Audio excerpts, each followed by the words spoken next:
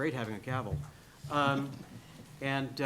This is the first time I think this board has been together in person since April of last year, if memory serves. It's great seeing you all in person. The Zoom images really worked well, but you know, something about being in person is it's great. So I'd like to welcome you all here to the meeting of the California Housing Finance Agency Board in downtown Sacramento. We have a couple of board members who are accessing this meeting remotely, and we have members of the public joining by Zoom as well. So this meeting will be recorded, posted on the CalHFA website, so it's accessible afterwards for if you want to catch a replay. And during the meeting, there'll be opportunities for public comment, which we certainly do welcome. And we look forward to having a useful, productive session as we sort of advance the goals of providing greater accessible housing for the people of California. With that, Melissa, if you could please call the roll. Yes. Ms. Avila Farias? Here. Ms. Cabildo? No. Okay. I'm not hearing Ms. Cabildo.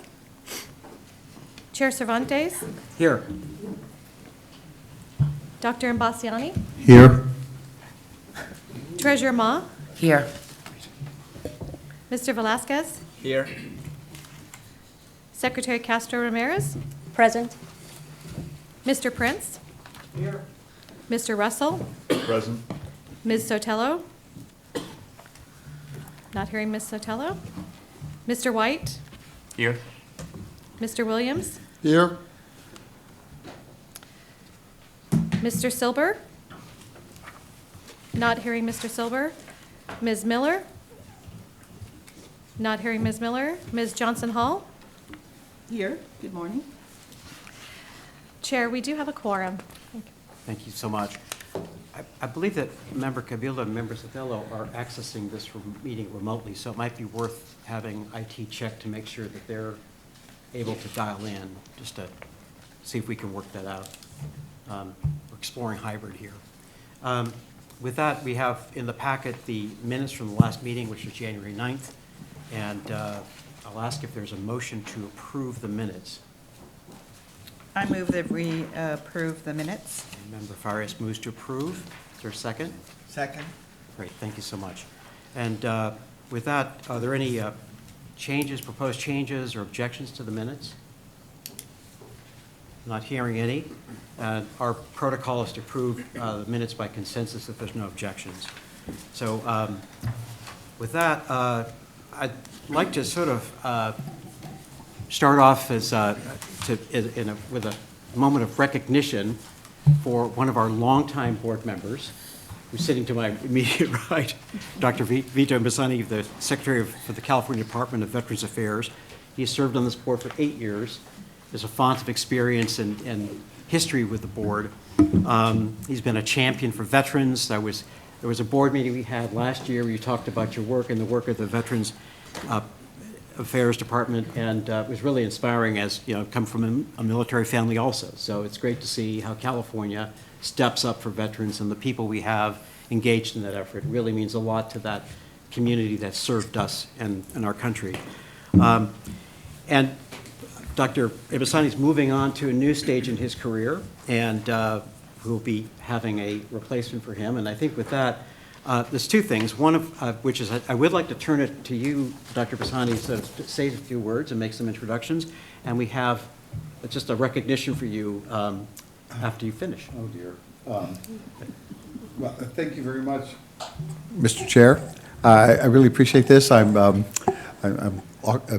know it's a public meeting, and I feel doubly awkward that I'm taking up public time to recognize what is a duty of my office, but one that I've come to appreciate and to love, not only because it's put me in great company with my table mates here, both the ones present and past, great associations with each of you, that we've been on the board for a long time, and fellow sister agencies. I mean, we got the treasurer and my wonderful colleague from the cabinet,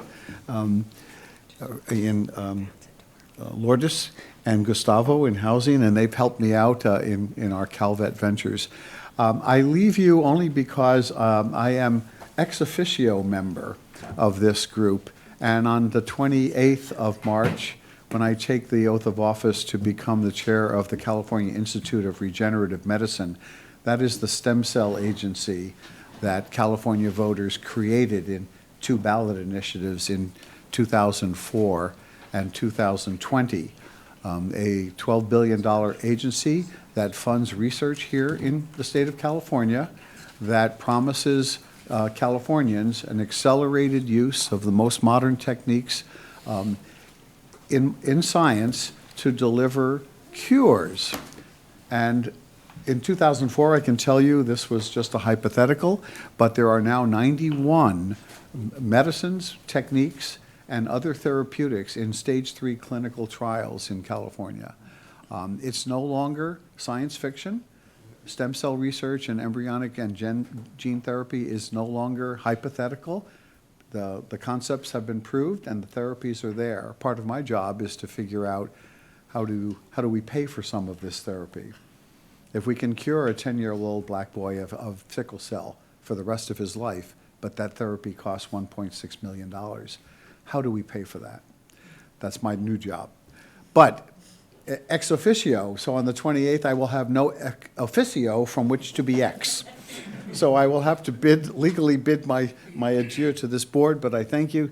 Tina, it's been absolutely a delight of my life to get to know you and all the members of this board. It's not God's work, it's the people's work we do here, but the people would say it's God's work too.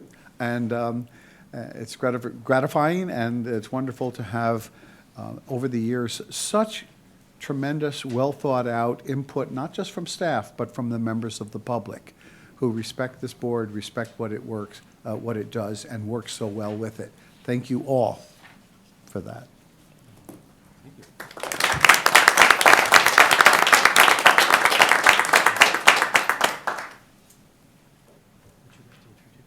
Yes, let me say something about. May I say a word real quick? I'm sorry. Please. So, Dr. Basquiani, you have been a light for many of us. Your energy, your passion, your empathy, your caring. You came to Fresno multiple times, and you came both for the groundbreaking and then the open house of the housing development we did for unhoused veterans, and your leadership has just been amazing. I have your coin. I keep it next to me at my desk. Those times where I'm struggling a little bit, I pick up the coin and I remember someone who just brings so much strength to this community. So I just want to say thank you personally and then professionally for all that you've done. President. Thank you so much. Thank you.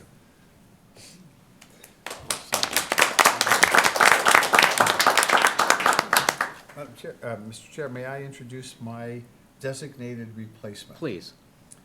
One second. I have it.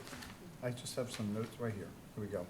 So I'm going to introduce a man who's going to take my place for a while until a replacement is found for me at CalVet at the secretary level, but may not need a complete introduction to many of you because I think he has a history with CalHFA. So Mr. Bill Fiegels, who's sitting right here in the front row, he's been with CalVet for more than 4 years.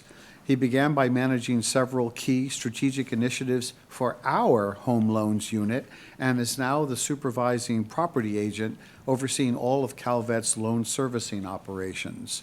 He's more than 3 decades of experience as an executive in mortgage lending and came to us after more than 7 years working in this building as a compliance manager for the Keep Your Home California program. Bill is a native Californian, earned his master's degree in business administration from Pepperdine University, and I'm delighted that he's going to take my place on the board. Thank you, Bill. Thank you. Great.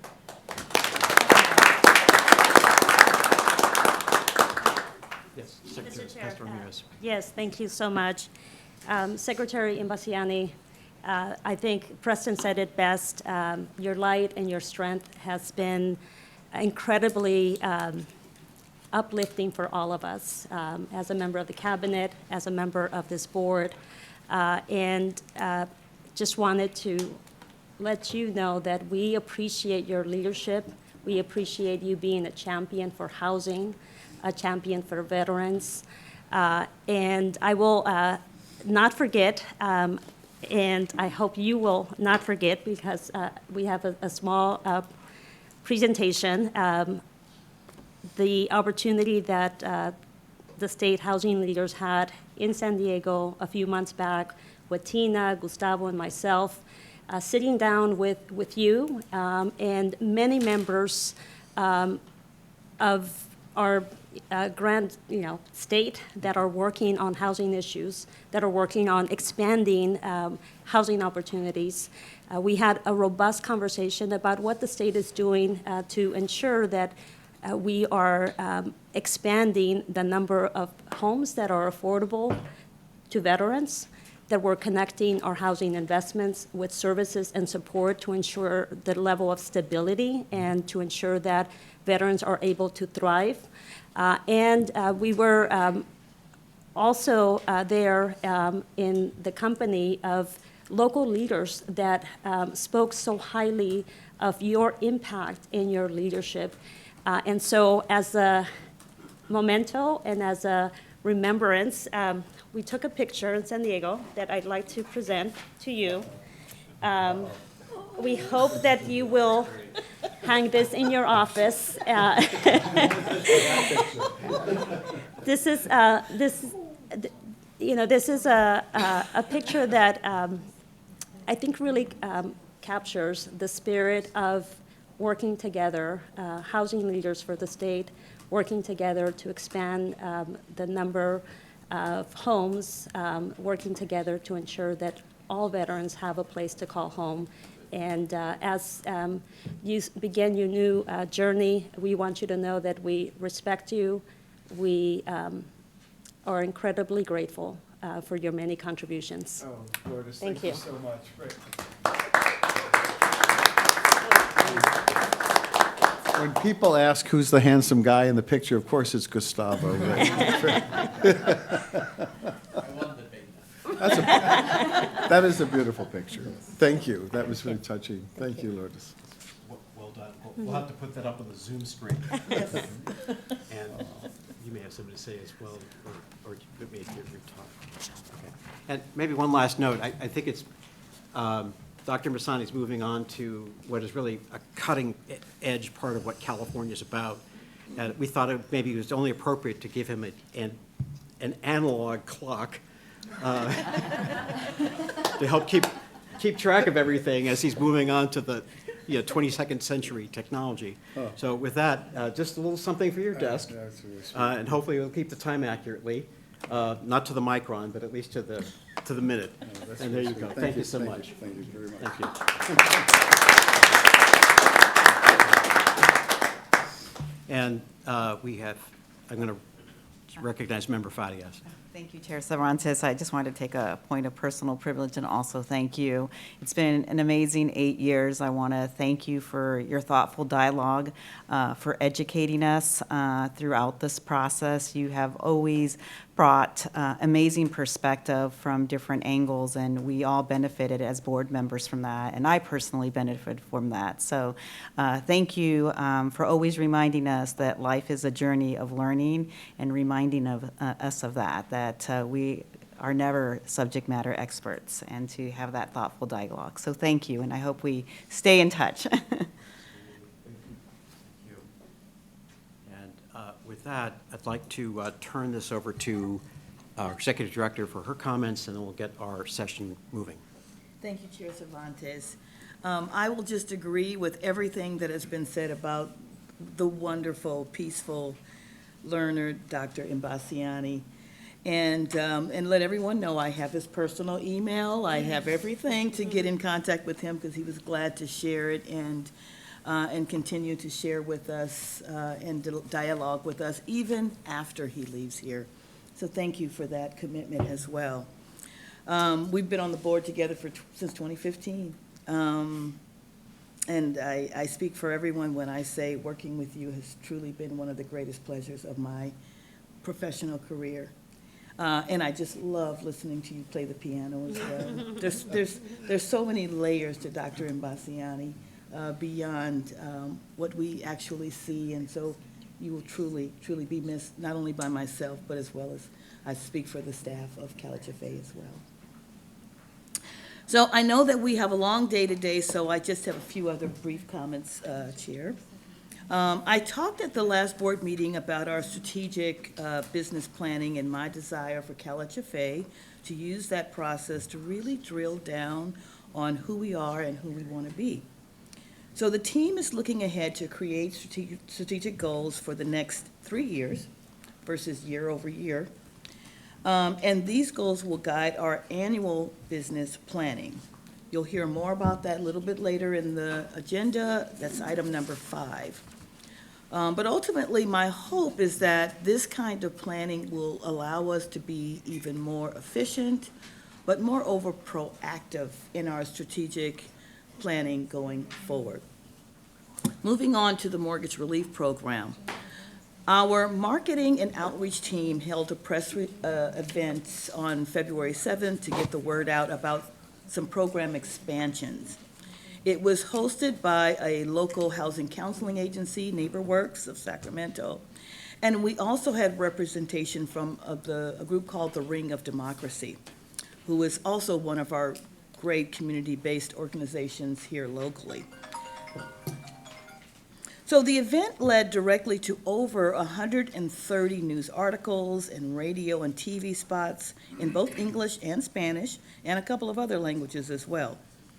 This included articles in the LA Times, Cal Matters, CalHRC, and our own president of the board for the Mortgage Relief Program, Rebecca Franklin, was featured on a segment on the very next morning on KCRA's morning show. So applications are up. In fact, the daily rate went up to the highest it has ever been in the history of the program at more than 500 a day. So it's working, and it's truly a success. Speaking on expansions, you will notice that the report in the board package contains numbers, that would be item 13F, that we have finalized before the expansion and had time to make the impact. So it's even better than what you actually see in the board package. However, Rebecca and I knew you'd be interested in seeing updated numbers that included that bump, so CalHFA will provide a supplemental update later this month.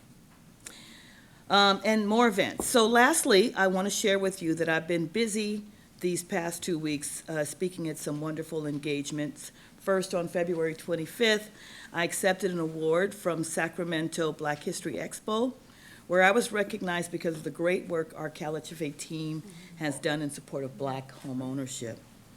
It was a very interesting night that included a beautiful performance from Regina Bell, who I love. Then I was invited by Member White, who was kind enough to invite me to speak on a panel where he was moderating at the African American Real Estate Professionals Los Angeles Annual Market Trends Breakfast, February 28th. It was wonderful to be in the room, and really wonderful to hear the speech that was provided by Mayor Karen Bass, and then the panel was so engaging. My daughter attended on behalf of her organization, so she got to take a picture, so I'm mommy dearest right now. And the next day, I was back in Sacramento to address the Habit for Humanity delegation prior to their Legislative Advocacy Day. And at that event, I also had a chance to check in with our old friend and former acting chair, Michael Gunning. So lots of nice opportunities to spread the word about all of the great work CalHFA is doing. And with that, I will end and hand it back over to Chair Cervantes to get our workshop started. Thank you, Tina. Maybe as a preface to the morning session we'll have here, there have been dramatic changes in the credit landscape we've all seen since the beginning of last year. Interest rates have gone up dramatically. It's a very different operating environment that relative to what we've seen since the credit crisis. And so it seemed in talking with staff that it would make sense to have a session where we can sort of focus in on elements of this, in as much as it really does shape the environment that we work in and the products that we offer to residents of the state. And it seemed like a good chance to sort of like just catch up on the market, because it really does drive so much of what we're about and what we do. And so I really would like to thank staff for the work they did in pulling all this together. We've got a number of really great speakers, and you know, the idea being to inform us and give us a chance to ask questions about some of the trends that they're seeing in the broader picture with the economy, interest rates, and in the housing market in California. So looking forward to the discussion. Again, I just say to the board, if you've got a question, ask it. This is a great opportunity to hopefully have an interchange or interaction with different members of the panel will have, and we'll look forward to public comments or questions as well. So our first speaker is joining us remotely, Dr. Lindsay Piesga of Stifel Nicholas. She's the chief economist there. Her biography is in the materials. I think what I'd say is, on a personal note, full disclosure, I used to be an investment banker with Stifel in the public finance group, and one of the highlights of whenever the municipal securities division would get together would be her coming to talk through what was going on with the market, interest rate trends. That was always something I think that really, this is the one thing people paid attention to. And because she brought just real credibility to this, you can catch her on a variety of television shows talking about the markets, and we are really very fortunate to have her here with us today. So with that, I think I see you on the screen, and I will ask staff to make sure that everything's all set. And Lindsay, welcome. We look forward to hearing your comments and catching up on what your take on the economy is. Fantastic. Well, thank you so much for that introduction, and thank you everyone for joining today and giving me this opportunity to touch on the latest developments in the U.S. economy. Now, I certainly want to keep my remarks relatively brief so that we do have plenty of time for discussion or comments at the end. But I want to begin by, hopefully, can we throw up the slides actually? I think Michael's still, he gave me the nod that we will see those. There's certainly a lot to talk about, but I think it's somewhat easier when we have some graphs or some pictures to supplement the data to give you a sense of exactly where we're headed.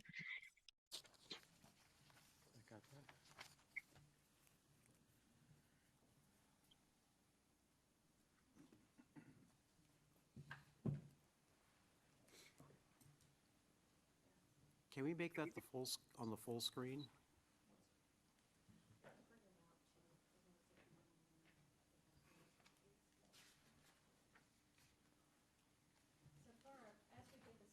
Slides going here. We do have printed copies for the board members in the room that you can use along the way. You're good to go. Okay, I think we're trying to get the slides ready there. Yeah. Whatever you're sending me. Lindsay, we do have handouts, so you can go with that too.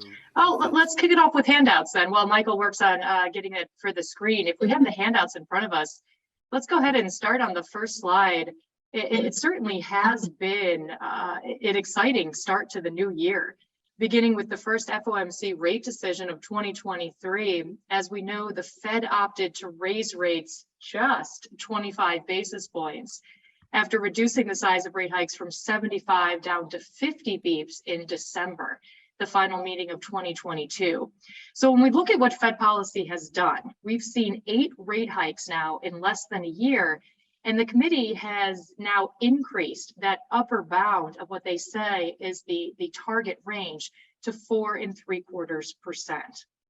Now, turning to the next slide, looking at the statement from the February meeting, the first again of the year, it's clear that the committee has a relatively favorable assessment of current conditions.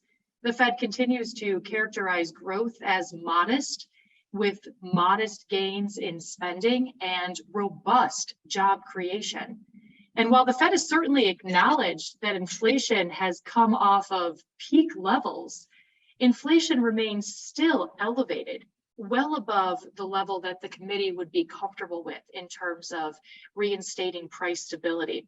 So in other words, the committee continues to describe a tight labor market in the US, even as top-line GDP or broad-based activity remains moderate, keeping then the Fed's focus entirely on taming price pressures. And this is a message that has been reiterated by numerous Fed officials over and over again since that February announcement. Now, that's not to say that the committee won't continue to be mindful of the potential for a lag in the effect of monetary policy on the real economy. And the committee, of course, will take that evolution of data into account. But broadly speaking, the committee continues to see ongoing rate hikes, plural, as appropriate. After all, keep in mind that a slower pace of ascent, so reducing the size of rate hikes from 75 to 50, now to 25, this reduction is not synonymous with pausing or ceasing further rate hikes altogether. In fact, after a series of outsized increases last year, the Fed has arguably simply returned to a more normal pace of tightening. Historically, the Fed moves in 25 basis point increments. So we're just getting back to the more normal incremental pace of rate hikes. But as Powell has told us time and time again, even at 25 basis points, there is more work, significantly more work to be done. Now, turning to the next slide, aside from settling that near-term debate of will we see 50 basis points, will we see 25 basis points, which according to the February meeting minutes may continue next month. But arguably the more telling component of the Fed's decision, or I suppose the more important component, remains the committee's projection of longer-term rates. Now, we didn't see an updated version last month, but as of December, already revised higher by 230 basis points or 2.3 percentage points since that initial forecast released in the first quarter of last year. The latest summary of economic projections, or the SEP as we know it, shows the majority of policymakers anticipate an even higher level of rates, now potentially reaching over 5% sometime in 2023, meaning this year. And again, we heard this range of 5.5%, perhaps higher, affirmed by numerous Fed officials in more recent commentary. But again, the SEP, or the Summary of Economic Projections, well, they're just that. They're projections. They're estimates. They're a current estimate, yes, but they're estimates nevertheless. They could be revised lower, but they could also continue to be revised higher from here, perhaps by another 50 basis points or more come the March FOMC meeting, now just 2 weeks away, when the next version of forecasts are scheduled to be released. But broadly speaking, the outlook for policy, it all depends on the behavior of inflation. As Chair Powell noted in the February press conference and commentary since, should inflation, particularly services inflation, remain elevated, the Fed may not need to just raise rates higher than expected, but also keep rates higher for longer than anticipated. Turning to the next slide on the inflation front, let's fast forward one more slide and get to the inflation data. There we go. On the inflation front, some policymakers and some market participants alike are still stubbornly confident that inflation will continue to retreat from here, really negating the need for Fed officials to raise rates quite as high or as quickly as projected. However, the Fed's latest forecast for inflation suggests this ongoing acknowledgement of the more complicated and sticky nature of price pressures. In fact, to use Powell's words, there has been less progress than expected on taming inflation, with the risks, he says, still very much to the upside. Keep in mind, while the latest CPI report showed that headline inflation continues to retreat, the downward momentum has slowed markedly, falling well below expectations. And furthermore, when we look at the underlying components, these paint an even more complicated picture. As you can see here, breaking out shelter costs, for example, prices haven't peaked. They're continuing to rise, pushing higher up near 8% in the latest January report, with core services costs, excluding shelter, also remaining elevated, rising 6.1%. And also, when we talk about the headline PCE, this is down 2.7% from that June peak, but the core, which excludes food and energy and remains the Fed's primary gauge of inflation, well, here we've seen much less improvement, off just 1% from that peak level, with only 4 consecutive months or 4 data points of decline since that second round peak of 6.6% inflation in September. So keep in mind, for the Fed, it's not just about that initial battle, getting inflation down from 8% to 6%, but it's the long-term war against inflation, ensuring that continued downward trajectory back to the Fed's 2% target, which at this point, the data does not support. And turning to the next slide, of course, this still concerning level of price pressures comes against the backdrop of this chart here, showing an ongoing tight labor market. Last month, non-farm payrolls rose by over 500,000, far surpassing the 200,000 gain expected. And this marks the strongest monthly gain since July. Now, on top of which, December payrolls were also revised higher. Looking out to Friday, payrolls are expected to rise about 225,000. So yes, about half the pace we saw last month.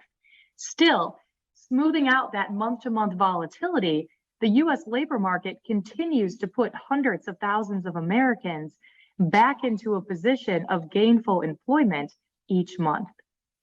In January, I will note that the unemployment rate also declined from 3.5 to 3.4%, if you can believe it, a now 5-decade low. And this is widely expected to remain steady at 3.4% in the February report, again, looking out to Friday's release. And finally, turning to the next slide, average hourly earnings rose 0.3 in January and 4.4% year over year. Now, in the February report, again, come Friday, we expect a similar rise on a monthly basis, but more importantly, if we do see that 0.3% increase, that would push up the annual pace from 4.4 to 4.7%. So inching back up towards 5%, potentially marking the fastest pace of wage growth since December of last year. With already a more than 5-decade low in the unemployment, 11 million job vacancies, 3 million fewer Americans seeking employment, wage pressures remain well above 4%, as they have since July of 2021. And with labor demand far outpacing labor supply, this imbalance will expectedly continue to perpetuate price pressures. And of course, then by extension, the Fed's focus on taming inflation.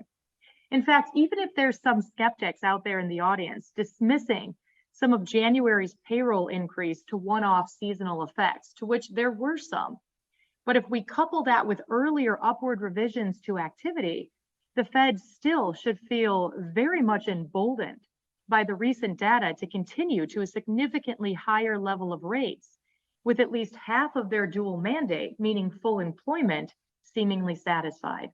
So essentially, with the labor market as robust as it is, the Fed can entirely then divert its focus on the other half of its dual mandate, stable prices, getting inflation under control.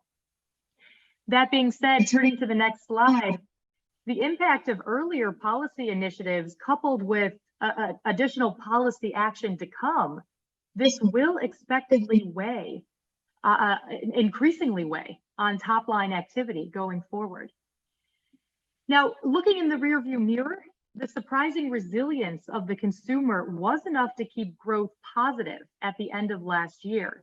Resilience that does appear to have continued, at least into the start of the year, with retail sales, as you can see here, looking all the way to the right-hand side of the chart, popping 3% in January. Of course, the question remains, can this resilience persist, particularly on part of the consumer? Against the backdrop of negative real income growth, fading fiscal stimulus, and rising prices, the consumer remains under pressure. January's bounce, that 3% bounce in January, has yet to be confirmed by February data. So at this point, I would argue that the thesis of a potentially short-term blip at the start of the year, based on, a last drawdown of savings, a ramp up in credit card debt, and a last round of stimulus at the state and local level, the temporary nature of this last stand of the consumer, as I like to call it, I think it remains well established that this will be a temporary event. Now, that doesn't necessarily mean just 1 month. We could see ongoing resilience for another month or two, but this is not a long-lasting support for the consumer when we look at these factors that are adding that temporary floor to the consumer. But whether or not the downturn in the US economy appears in the first quarter or the second quarter, turning to the next slide, when we talk about the broader level of mounting weakness in the economy, in housing, as higher borrowing costs undermine affordability, we've already seen a precipitous decline in housing market activity. How about in manufacturing? Weakness there as supply chain disruptions continue to cause complications for a market that is already under pressure, given that very low level of labor force participation. The ISM National Manufacturing Index has already dipped into contractionary territory now for the 4th consecutive month. And most important, as a consumer-based economy, we're seeing that mounting weakness in the consumer, pulling back on purchases, particularly goods consumption in lieu of services consumption. Still positive. We're still seeing that resilience. Consumers are still spending, but at a markedly slower pace. So we put all of these factors together, and all of this suggests compounding weakness ahead. There appears to be a rising probability of a downturn or an outright recession setting in.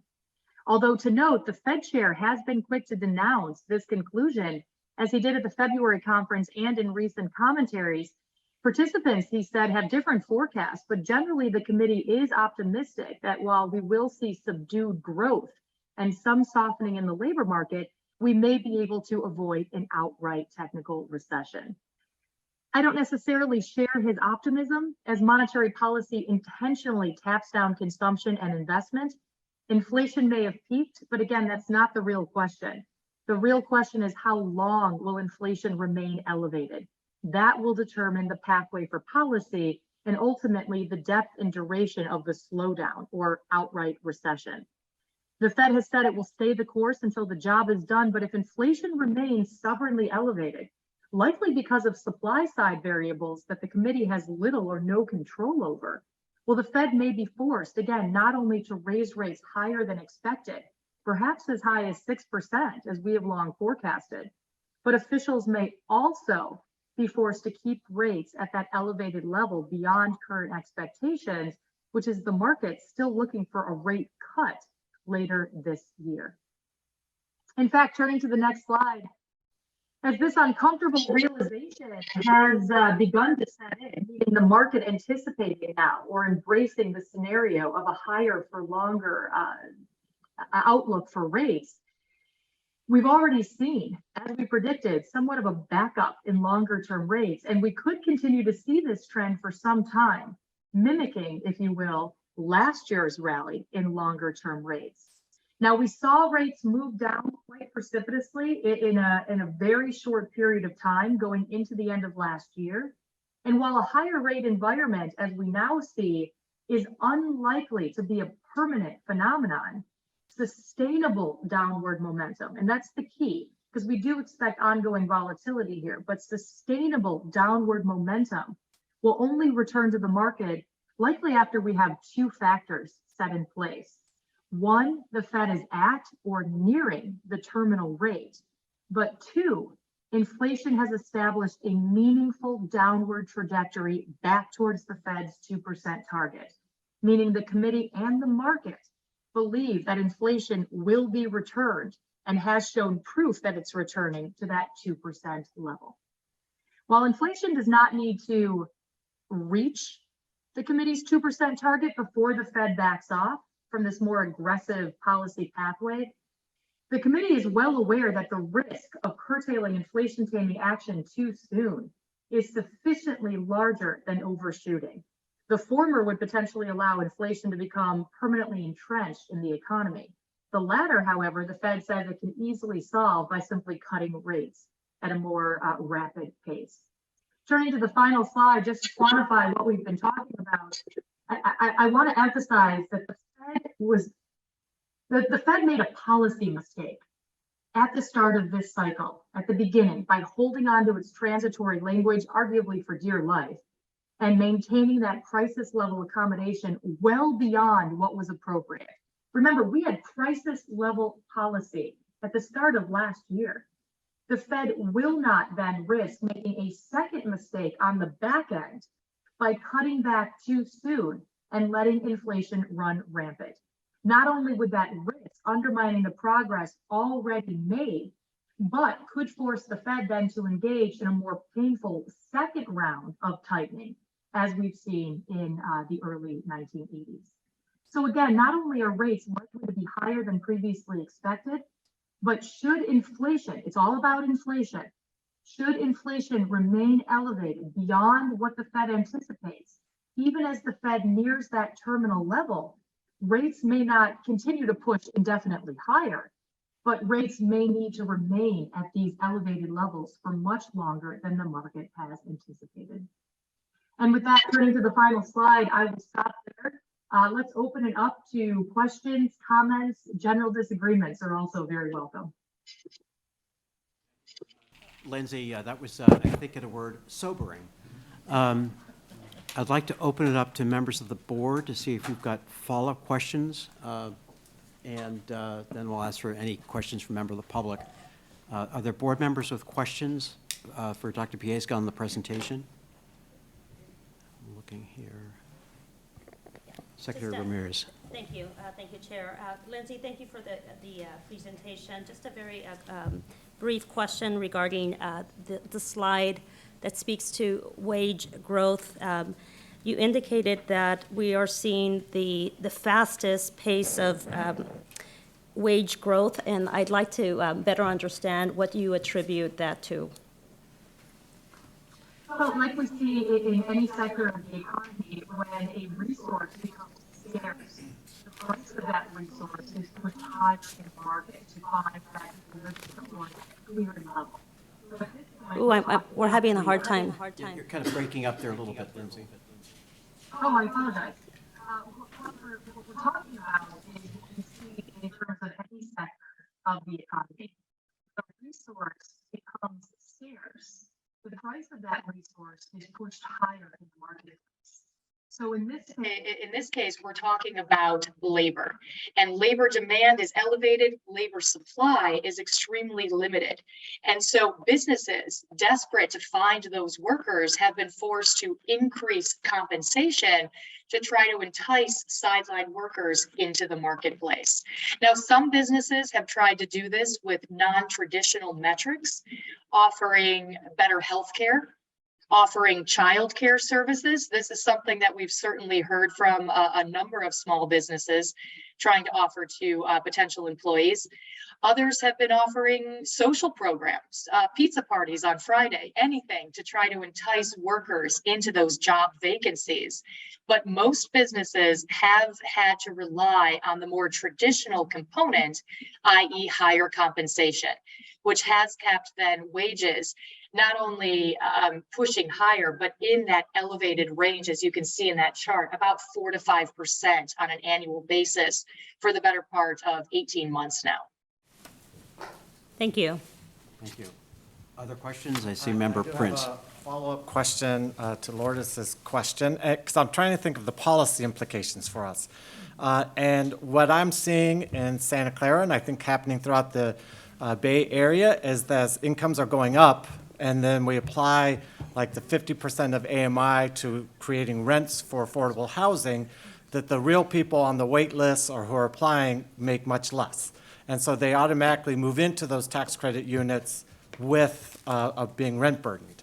And so I'm kind of curious about, is the income growth happening across all levels, or is it within certain segments, and therefore is my kind of assumption that it's making imbalances within the AMI calculations, if that makes sense? And then if it is, I think we need to be thinking about, within the approach of social housing is really tying rent to the cost of housing and to operating it as opposed to AMI, and seeing if there's a different approach that would lead to maybe more affordability for the families and less rent burden for families and households. So I was kind of trying to think of the policy implication of the income growth. Well, one thing I would add is that the wage growth that we have seen has actually been relatively widespread across the different ladders of the income scale. Because when you think about it, the lack of labor right now is really hitting some of the industries that are not necessarily reliant on the most skilled level of labor. And I'm thinking particularly about leisure and hospitality. When we think about restaurants, when we think about hotels, when we think about these different sectors of the service industry, these are very heavily reliant on labor at the lower end of the skills spectrum. And here is where we're seeing some of the largest levels of vacancies, forcing businesses then to dramatically increase compensation. So when we talk about waitress salaries or housekeeping salaries in a hotel, what we're hearing from some small businesses is it's virtually impossible to fill those vacancies without doubling, if not tripling, salaries or wages that they were prior to the COVID recession. So when we look at the data broad-based and talk about average hourly earnings, it is surprising, as you might assume, that wage growth is only at the top end of the spectrum. We are seeing broad spread growth in terms of wage pressures up and down that skills ladder. Thank you. Any other questions? Yes. Member Russell. Thank you. Does this, okay, the light isn't working, but it sounds like the mic is. So my question is really about this kind of vicious cycle of inflation in housing causing the Fed to turn the rates up, which throttles down housing production and exacerbates the affordability there. Have there been successful interventions into this vicious cycle in the past? Because this is disheartening. I see housing projects, mostly market rate, that are falling by the wayside on a weekly basis because of the interest rates. So what interventions are possible? It's a difficult scenario, and it's increasingly difficult this time around because remember, we're coming into this housing market cycle not at a point of equilibrium. We're coming into this cycle with arguably, depending on your favorite data set, a multi-year deficit in terms of housing stock relative to housing demand. So going forward, even with natural population growth, immigration, household formation, even at these more recent lower levels, this is going to continue to put upward pressure on housing. Even as the Fed continues to raise rates, exacerbating the lack of affordability. So this is going to be a very difficult challenge, particularly for the housing sector, not just in California, but I would say across the entire country, that will not be easily solved or even mitigated by additional policy or legislation.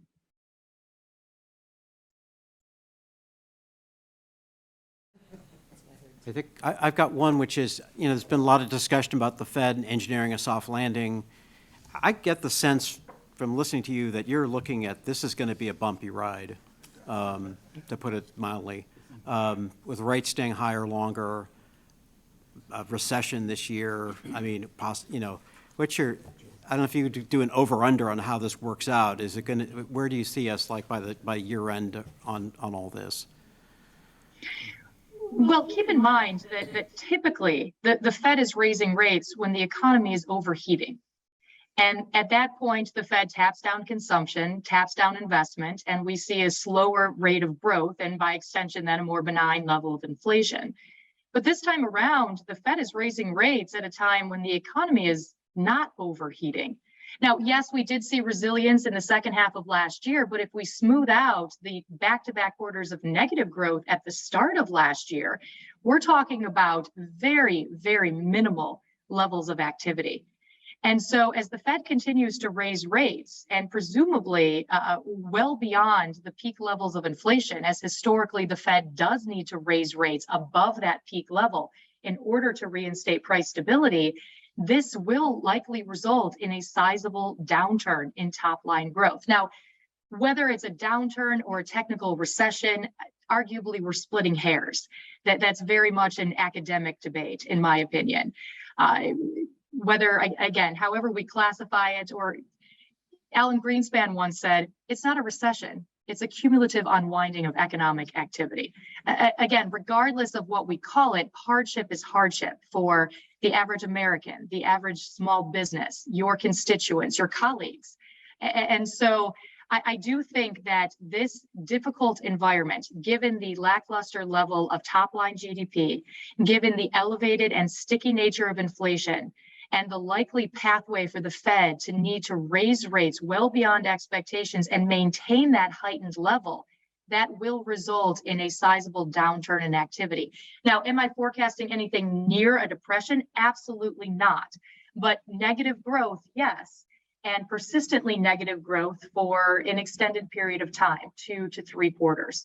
The timeline for that initiating, originally, we did think it could come as early as the start of the year, but it does seem again as if the consumer is posing this last stand, drawing down the last of their savings, ramping up credit card debt, but don't misunderstand that temporary offset to be a permanent solution to the consumer's hardship, which we do expect will set in sooner than later, again, resulting in that downturn. I'd like to say that a soft landing is possible, and it still remains somewhat of a probable outcome if, this is a very big if we see inflation retreat markedly in the near term. But that's a component or a factor that I just don't see coming into fruition based on the current level of data that we're seeing. Thank you. Any last questions from members of the board? Don't see any. I'd like to open the floor to any members of the public with a question. What we'd like to do is to keep those comments or questions at under 2 minutes. Melissa, I'll look to you to see if there's any hands raised. All right, so it looks like we'll need to look at Zoom. If there's anyone on Zoom that would like to make a comment or ask a question at this point, please feel free to raise your hand and we'll call on you.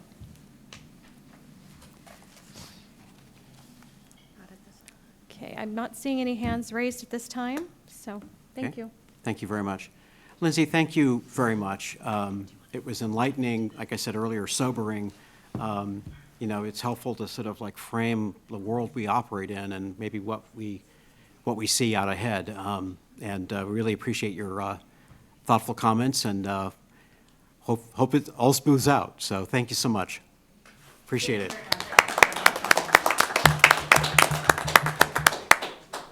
And Dr. Rassani, I think you need to exit stage right. Thank you so much. Appreciate it.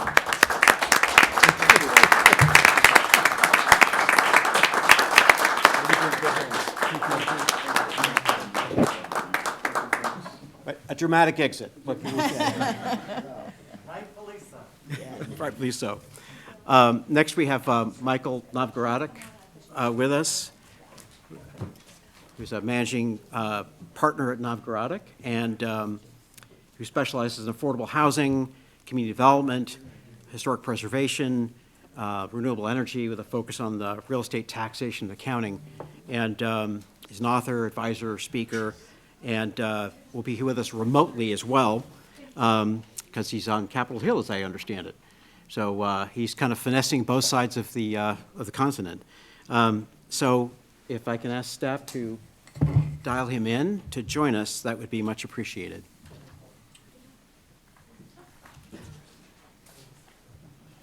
So thank you. Great. Can you hear me okay? Yes, we can. Thank you. Thank you. Great. No, appreciate the opportunity to join you again. And I do have some slides as well. Have the PDFs been handed out? There we go. We have that. Thank you. Great, thank you. So there's a handful of items that I wanted to cover, and the next slide lists the key points. I wanted to start with the current development environment, and some of the board members are already foreshadowed, and certainly as board members, you're experiencing firsthand how challenging the development environment has been.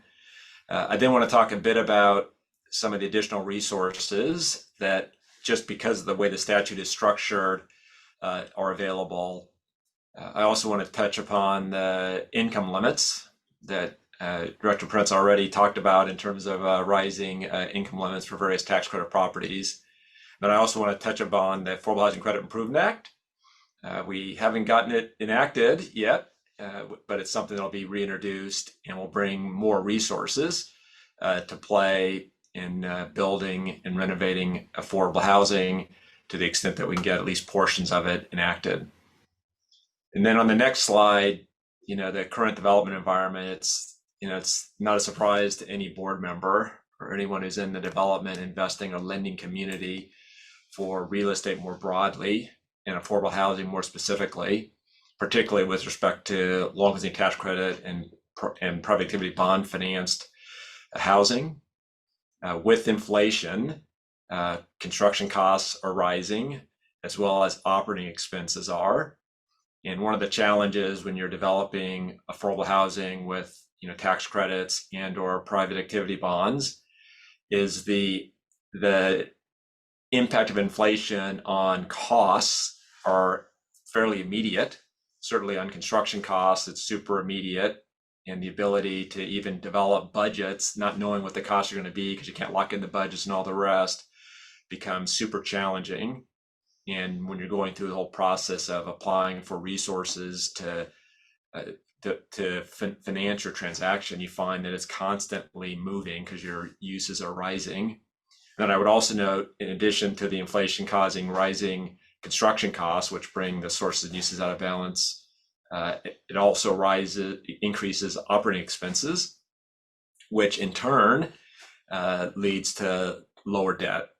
And then, of course, inflation leads to higher interest rates. So not only are your operating expenses rising, but the interest rates are rising. So the amount of debt that you can borrow is further reduced, which does end up creating a greater need for gap financing.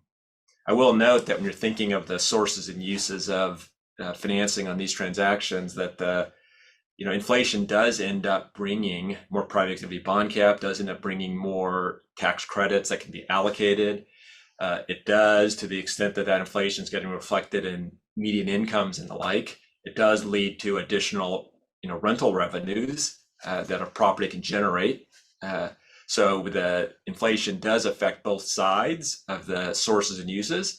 It just has an initial effect adversely on rising the uses and reducing the sources, and the manner in which inflation works its way into bringing back more resources is a year or more delayed, which is sort of somewhat unique with the way the sources and uses for affordable housing are raised. If you look at the next slide, there's actually this is just an example where, if you look at the hard construction costs, they're kind of rising. And I apologize for the graphics. It was done as a PowerPoint with animations, and you're handing out and you're seeing there the PDF. But I just wanted to note that as those uses rise, you end up getting more of a gap. And I noted already that the hard debt, as you see firsthand as lenders, the hard debt that a property can support declines. And I note that the tax credit equity, that during inflationary environments, the tax credit equity, the price per credit, if you will, the price per credit, will decline as investors need to get market yield. And there are other investments they have in long-term tax credits. So as a consequence, the equity pricing can soften to try to get the yields to compete with other investment opportunities investors have. The one thing about private activity bond finance transactions is you do end up getting slightly more credits. So you do get a slight increase in equity, but it's not nearly enough to cover the rising costs. So that's one of the reasons why we have clients that are looking at, there was a comment made by the board about more and more market rate transactions not being financially feasible.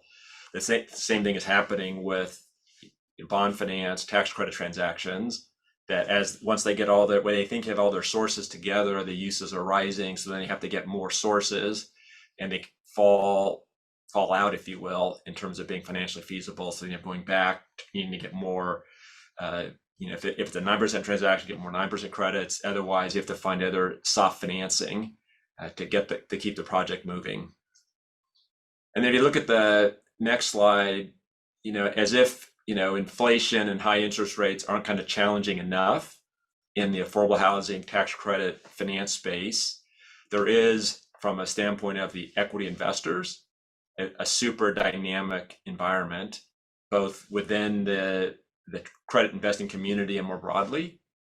And I would just note that, as these transactions are raising tax credit equity from, investors, those investors are looking at the recent legislation last year and finding an expanded opportunity to invest in other tax credits.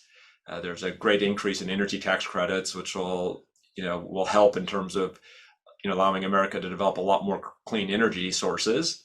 But it also creates a bit of a competitive environment for those that are investing in long-lasting tax credits and those that are investing in potentially renewable energy. And then there's transferability of credits. There's a number of provisions that came into being last year that the market really hasn't worked its way through yet, because those are still coming online. We need guidance from Treasury and the rest to make those resources truly available. I'd also note there was comments already about a soft landing. Are we going to be in a recession or not? That's certainly influencing investors as well, and there's concern about that. Many of you have heard about the global minimum tax. There's been concern among investors that the global minimum tax could end up adversely affecting their investments in affordable housing and renewable energy. Fortunately, the administration's really focused on that, and we're getting some preliminarily good guidance from the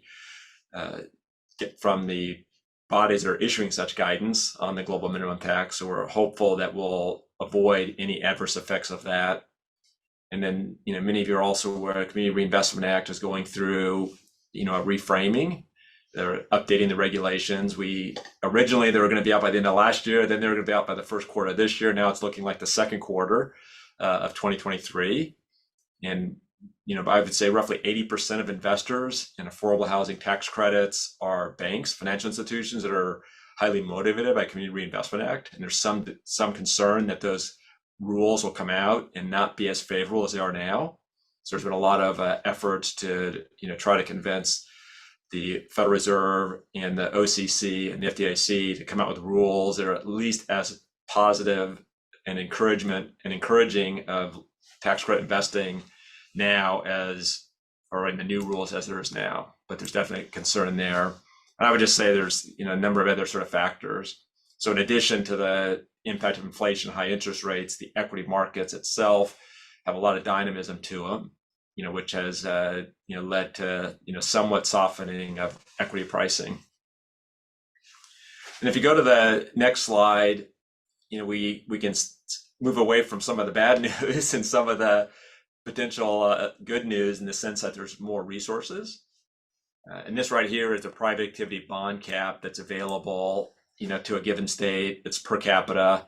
Obviously, California gets the largest allocation of private activity bond cap. And California does a wonderful job of directing, a large portion of that private activity bond cap to residential rental housing, and particularly has found ways to drive that into new construction. So it's not just acquisition. I shouldn't say just acquisition. Rehab renovations are very important, but increasing the housing stock's important too, particularly increasing the affordable housing stock.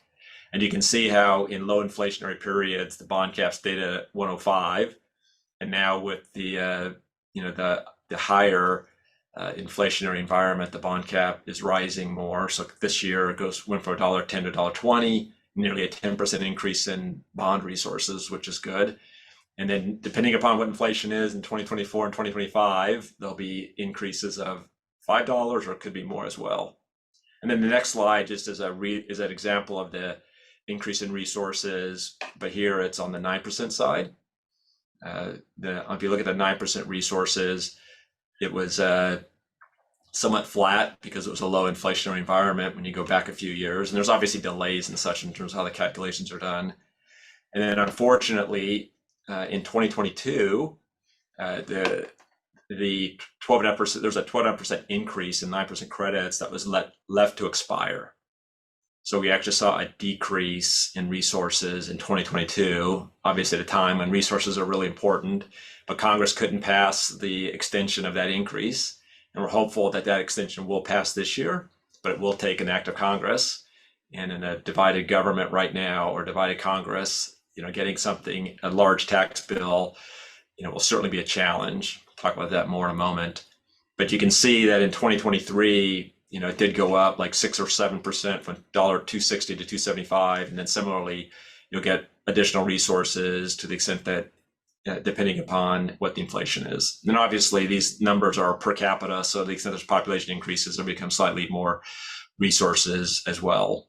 But the purpose of these slides is really just to evidence how on the resources side, the inflation can bring additional resources just through operation of law. It just comes at a delayed basis. Then the next slide talks about the potential of higher income limits. And then the higher income limits do end up meaning that a given property can generate a higher revenue. But obviously that comes at the cost of the tenants themselves paying higher rent. But with as the ACS data comes through, we are expecting there to be an increase in national median incomes in the upcoming data release. And that upcoming data release from HUD will lead to higher net operating incomes being projected on various properties, which should then lead to the ability to borrow slightly more in terms of hard debt. With once again, the big caveat being that that's going to come at the expense of higher rent for tenants, and to the extent that the tenants are well below the cutoff in terms of the area median incomes, as was noted earlier by one of the board members, it will mean a greater rent burden, well above a 30% goal that many have in terms of rent burden. Then the next slide just talks a bit about what areas are likely to see increases in the rest. But that is something that we have lots of developer clients approaching us to try to get estimates of incomes in different areas as they try to project out what their operating income can be, such that they can estimate what their hard debt can be in a really challenging environment. And then if you go to the next slide, that kind of summarizes what I wanted to just mention in terms of the development environment that we're seeing our clients facing. And I wanted to share some of what the investors were thinking about in terms of their investing in tax credit equity. The Affordable Housing Credit Improvement Act is going to be introduced soon. It's not clear, when it'll be introduced. They're looking through a number of additional provisions from last year that weren't included last year, most notably data collection, because there's a big lack of data collection in the affordable housing space, particularly, or adequate data. So there's an effort to try to get some sort of data collection, and that may make its way into the bill. I would also note that it's definitely something that Congress is focused on. In fact, there is a hearing today. It was referenced earlier. There's a hearing in the Senate Finance Committee to address the intersection between housing and the tax code. And the low-income housing tax credit will play a big role playing a big role in the hearing, along with private activity bonds, along with a number of other potential bills. There's a middle income housing tax credit designed to cover that missing middle. So there's that will likely make an appearance. And there's also a Neighborhood Homes Investment Act, which is a home tax credit for renovating or building single family homes in distressed communities. So there's other provisions, other bills that have been introduced to try to bring more tax incentive based resources to the housing area. But I would note that within the Affordable Housing Credit Improvement Act, there are a number of provisions to make the credit work better. However, the real focus is on more resources. And if you turn to the next slide, you'll see that one of the key areas that we're trying to bring more resources is lowering the 50% test.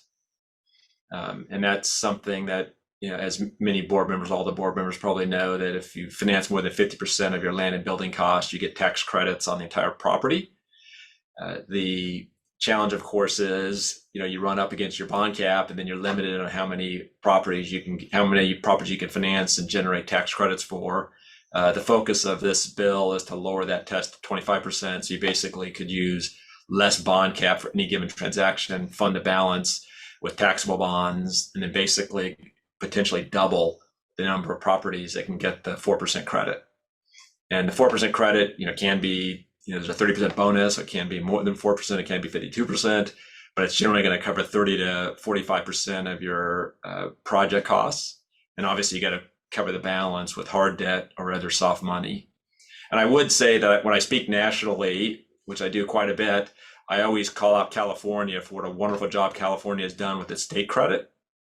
Because when you think about the amount of federal tax credit equity you can get with the 4% credit, which can be up to 5.2%, you combine, some amount of hard debt, you still have a notable gap, particularly for new construction. And the state housing tax credit and the big increase to $500 million has really provided gap financing to allow California to use more of its bond cap for new construction, along with a number of other resources. But this lowering the 50% test, would obviously benefit California quite a bit if we can get it sort of enacted. And then the next slide talks about I talked about increasing resources. When you think about affordable housing production, so much of it is based upon, either the 9% credit or 4% bonds. I talked about 4% bonds.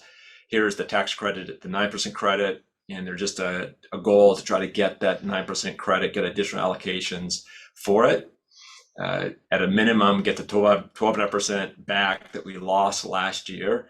And to the extent we get more, get more. And then if you go to the next slide, this just shows the number of homes that could be financed with an increase in the through the passage of the Affordable Housing Credit Improvement Act. So definitely, if we can get this act enacted, it would mean a lot of homes in California. And if you go to the next slide, and this is maybe what the volume could be potentially of credits if a number of provisions pass. We can maybe skip the next slide. That's probably not. So I just wanted to say, in terms of the Affordable Housing Credit Improvement Act, it's definitely a heavy lift to try to get it enacted this year. Last year, with the Democrats controlling the House and the Senate and the White House, there was a lot of optimism that the Affordable Housing Credit Improvement Act could be enacted, and not in its entirety, but a substantial portion of the provisions.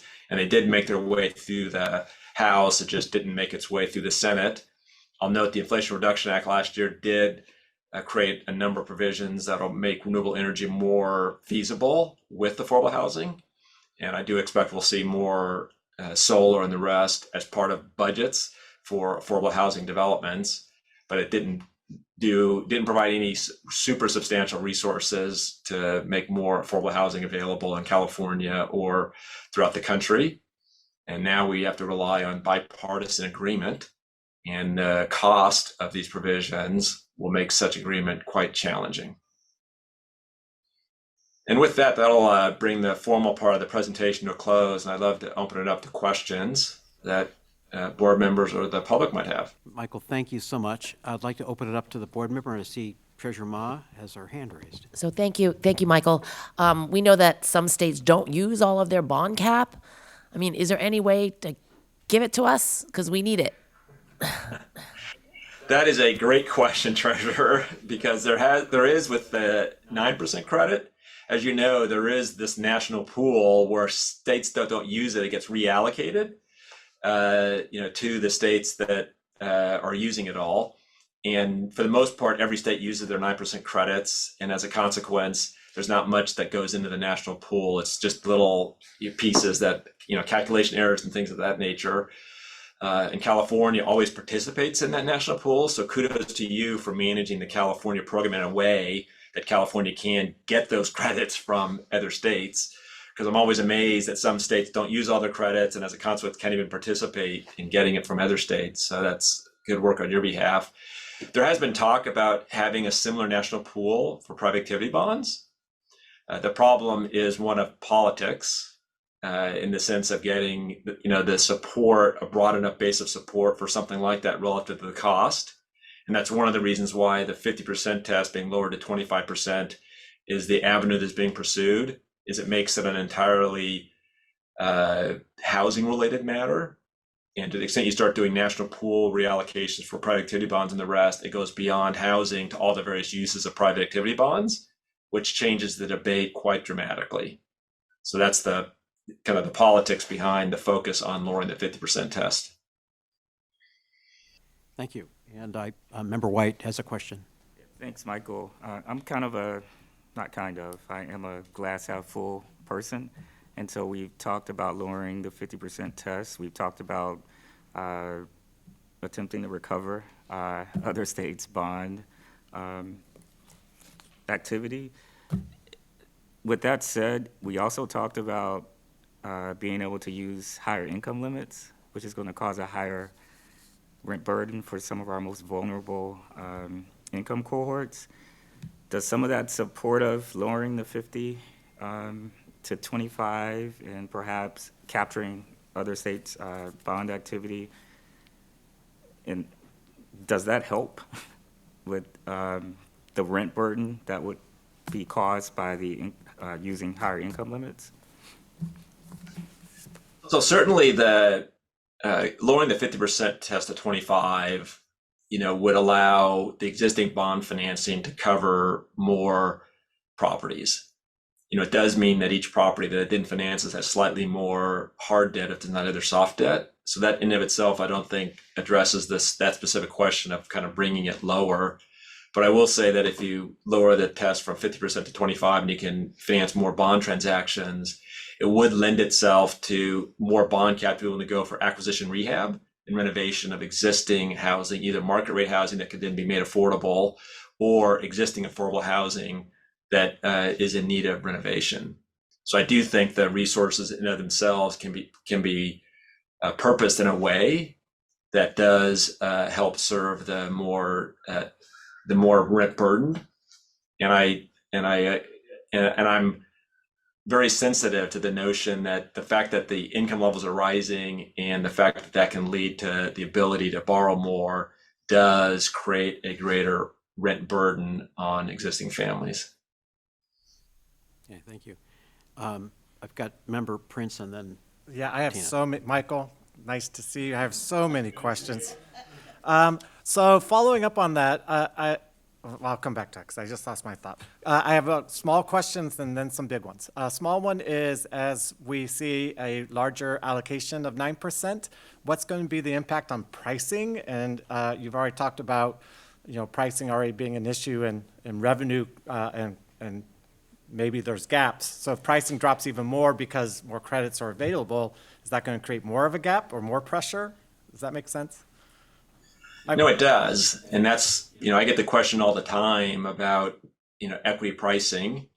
And, to the extent that you have more credits, it's supply and demand. You have more tax credits is going to lead, all things being equal, to, sort of slightly lower equity pricing. Of course, saying everything equal is the classic sort of economist view, but everything's never equal. And I think the increase in supply of the 9% and 4% credit, that increase in supply is relatively minor based upon all the other factors at play in the equity pricing.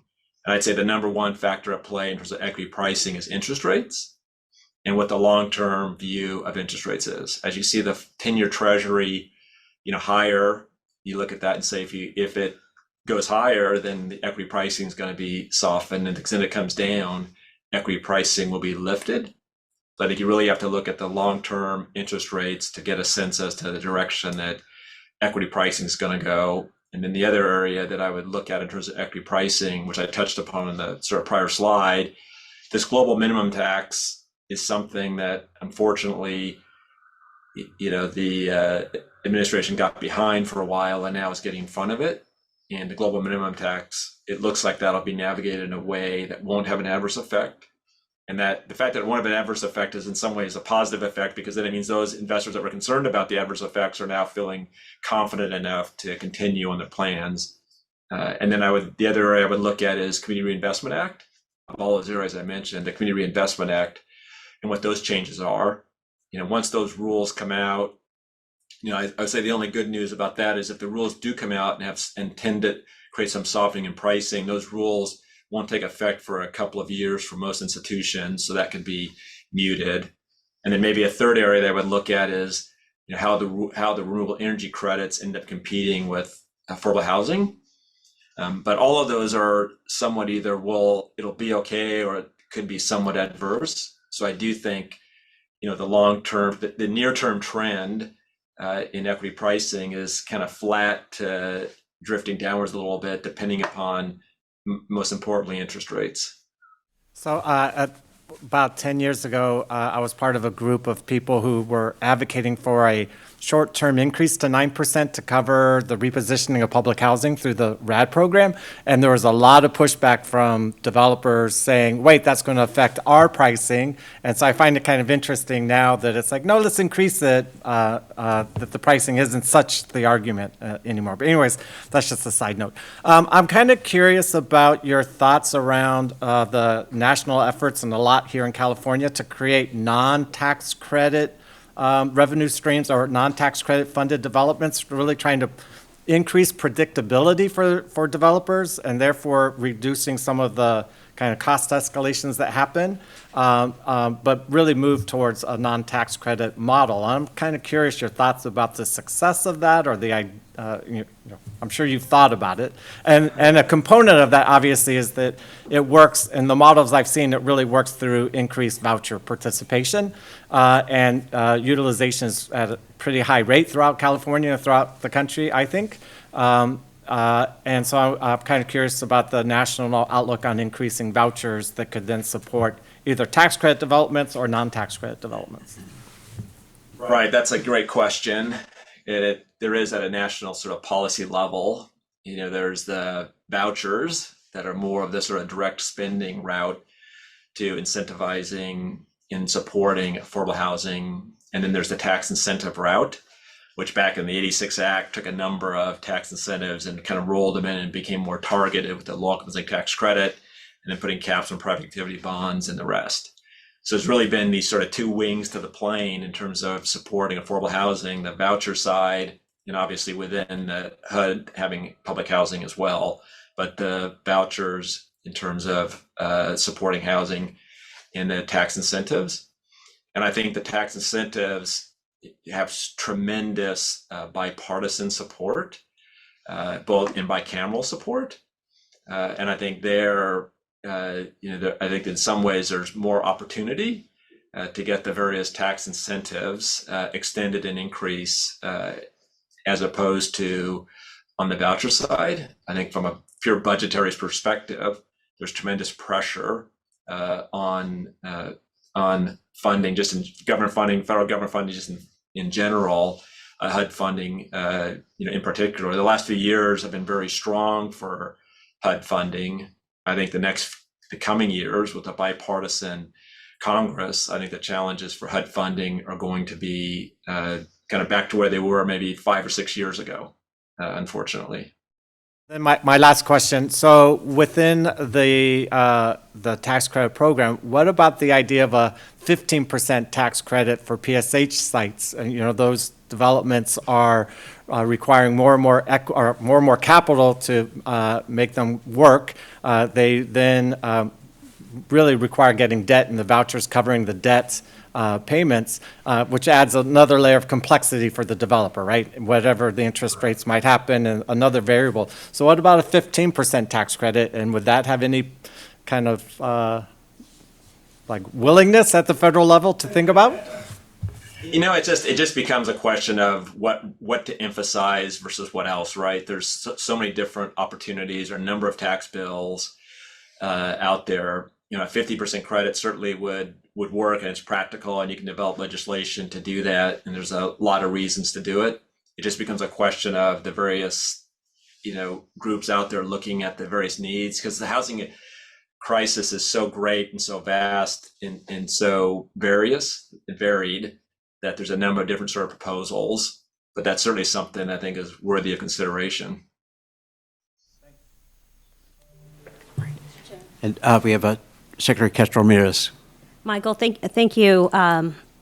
Yeah, I agree with Preston. There's so many questions here, but I want to go to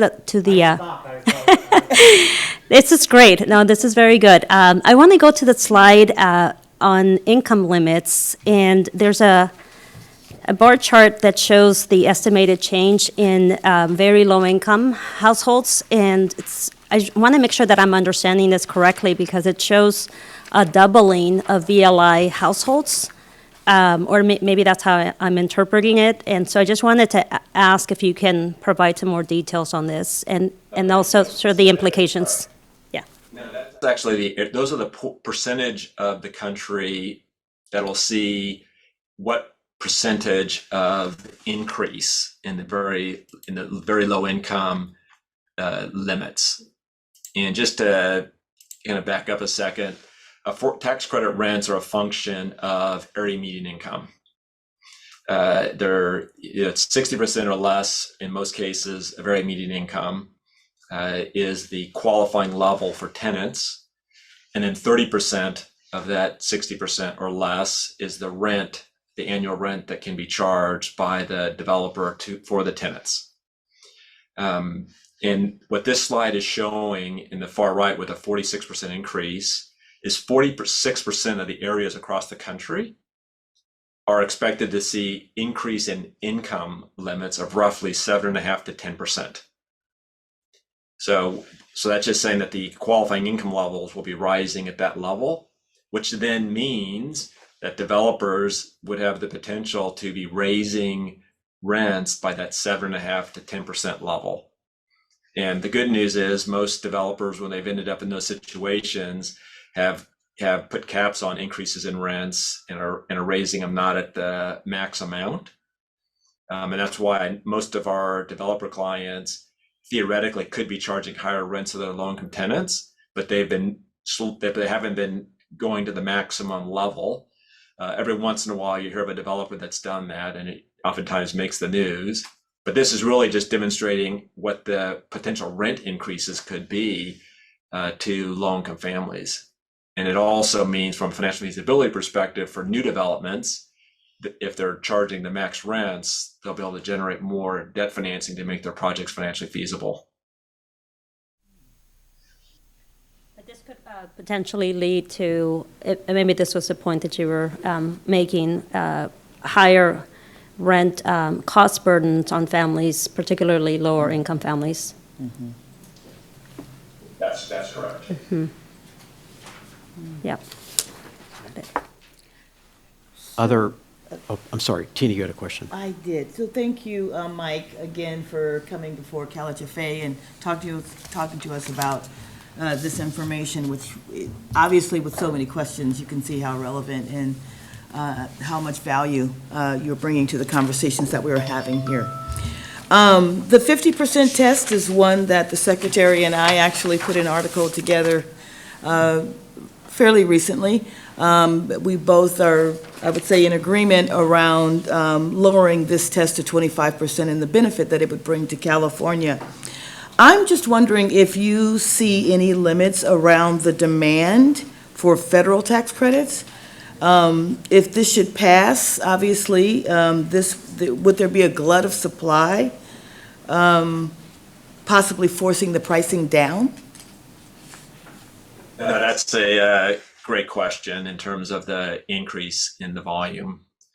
And I'd say maybe a year and a half ago, we did a lot of work at Novogradac trying to estimate that, because we were very optimistic that we could get this at least enacted for some brief period of time last year, which obviously didn't work out.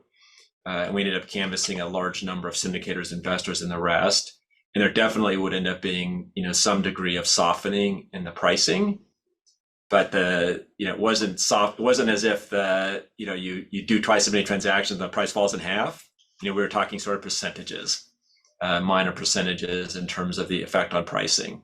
So I definitely think, once again, all things being equal, it'll lead to a slight decrease in pricing. But as I also noted earlier, all things aren't equal, and I'd be more focused on what are long-term interest rates, what happens with CRA, what happens with the global minimum tax.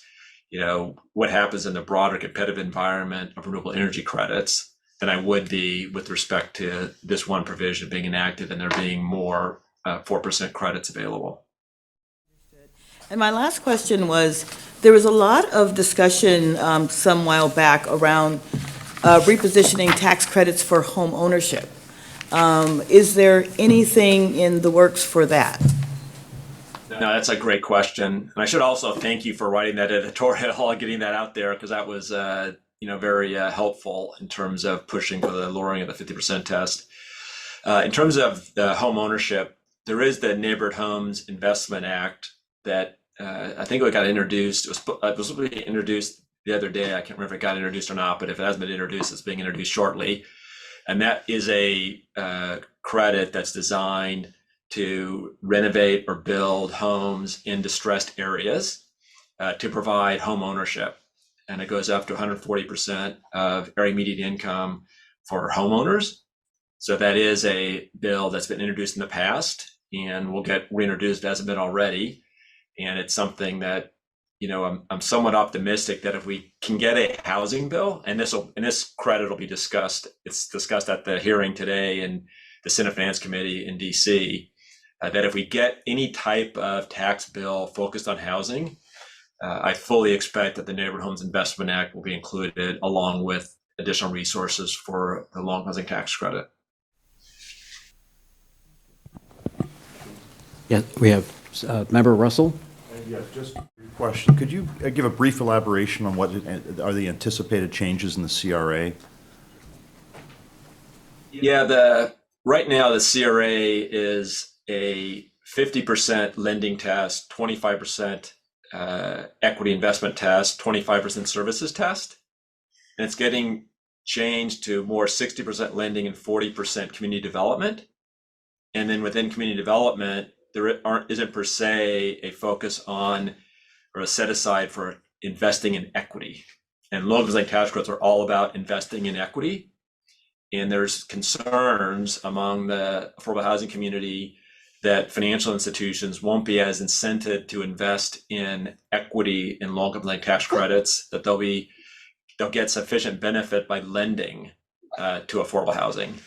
And as a consequence, if that turns out to be the case, and the regulators are very aware of this, and they're making effort to not have that be the result. But as part of this broader shifting as to how the banks would be assessed, there's this potential outcome. And we're super sensitive to that, and hopefully we're too sensitive to it, and the rules when they do come out won't have that effect. But there's definitely heightened attention to the withdrawal of a requirement that a portion of their evaluation be based on equity investments.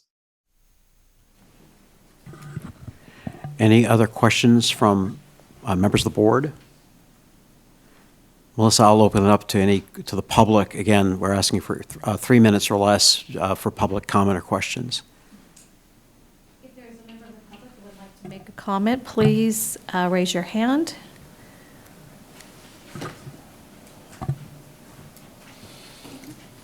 Okay, I'm not seeing any hands raised at this time. Okay.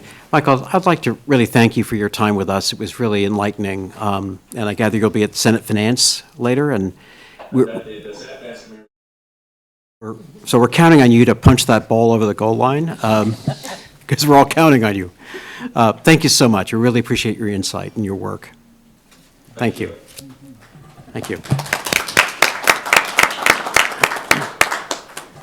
And we have another pair. Let me just kind of talk through where we're at with the schedule right now, which is we've got a pair more of presentations, a break, which could either be just a break or maybe lunch. We'll just see how that all plays out. But we've got our next speaker, Albert Long, whose biography is in the package. He's been a decade with Barclays and the housing group.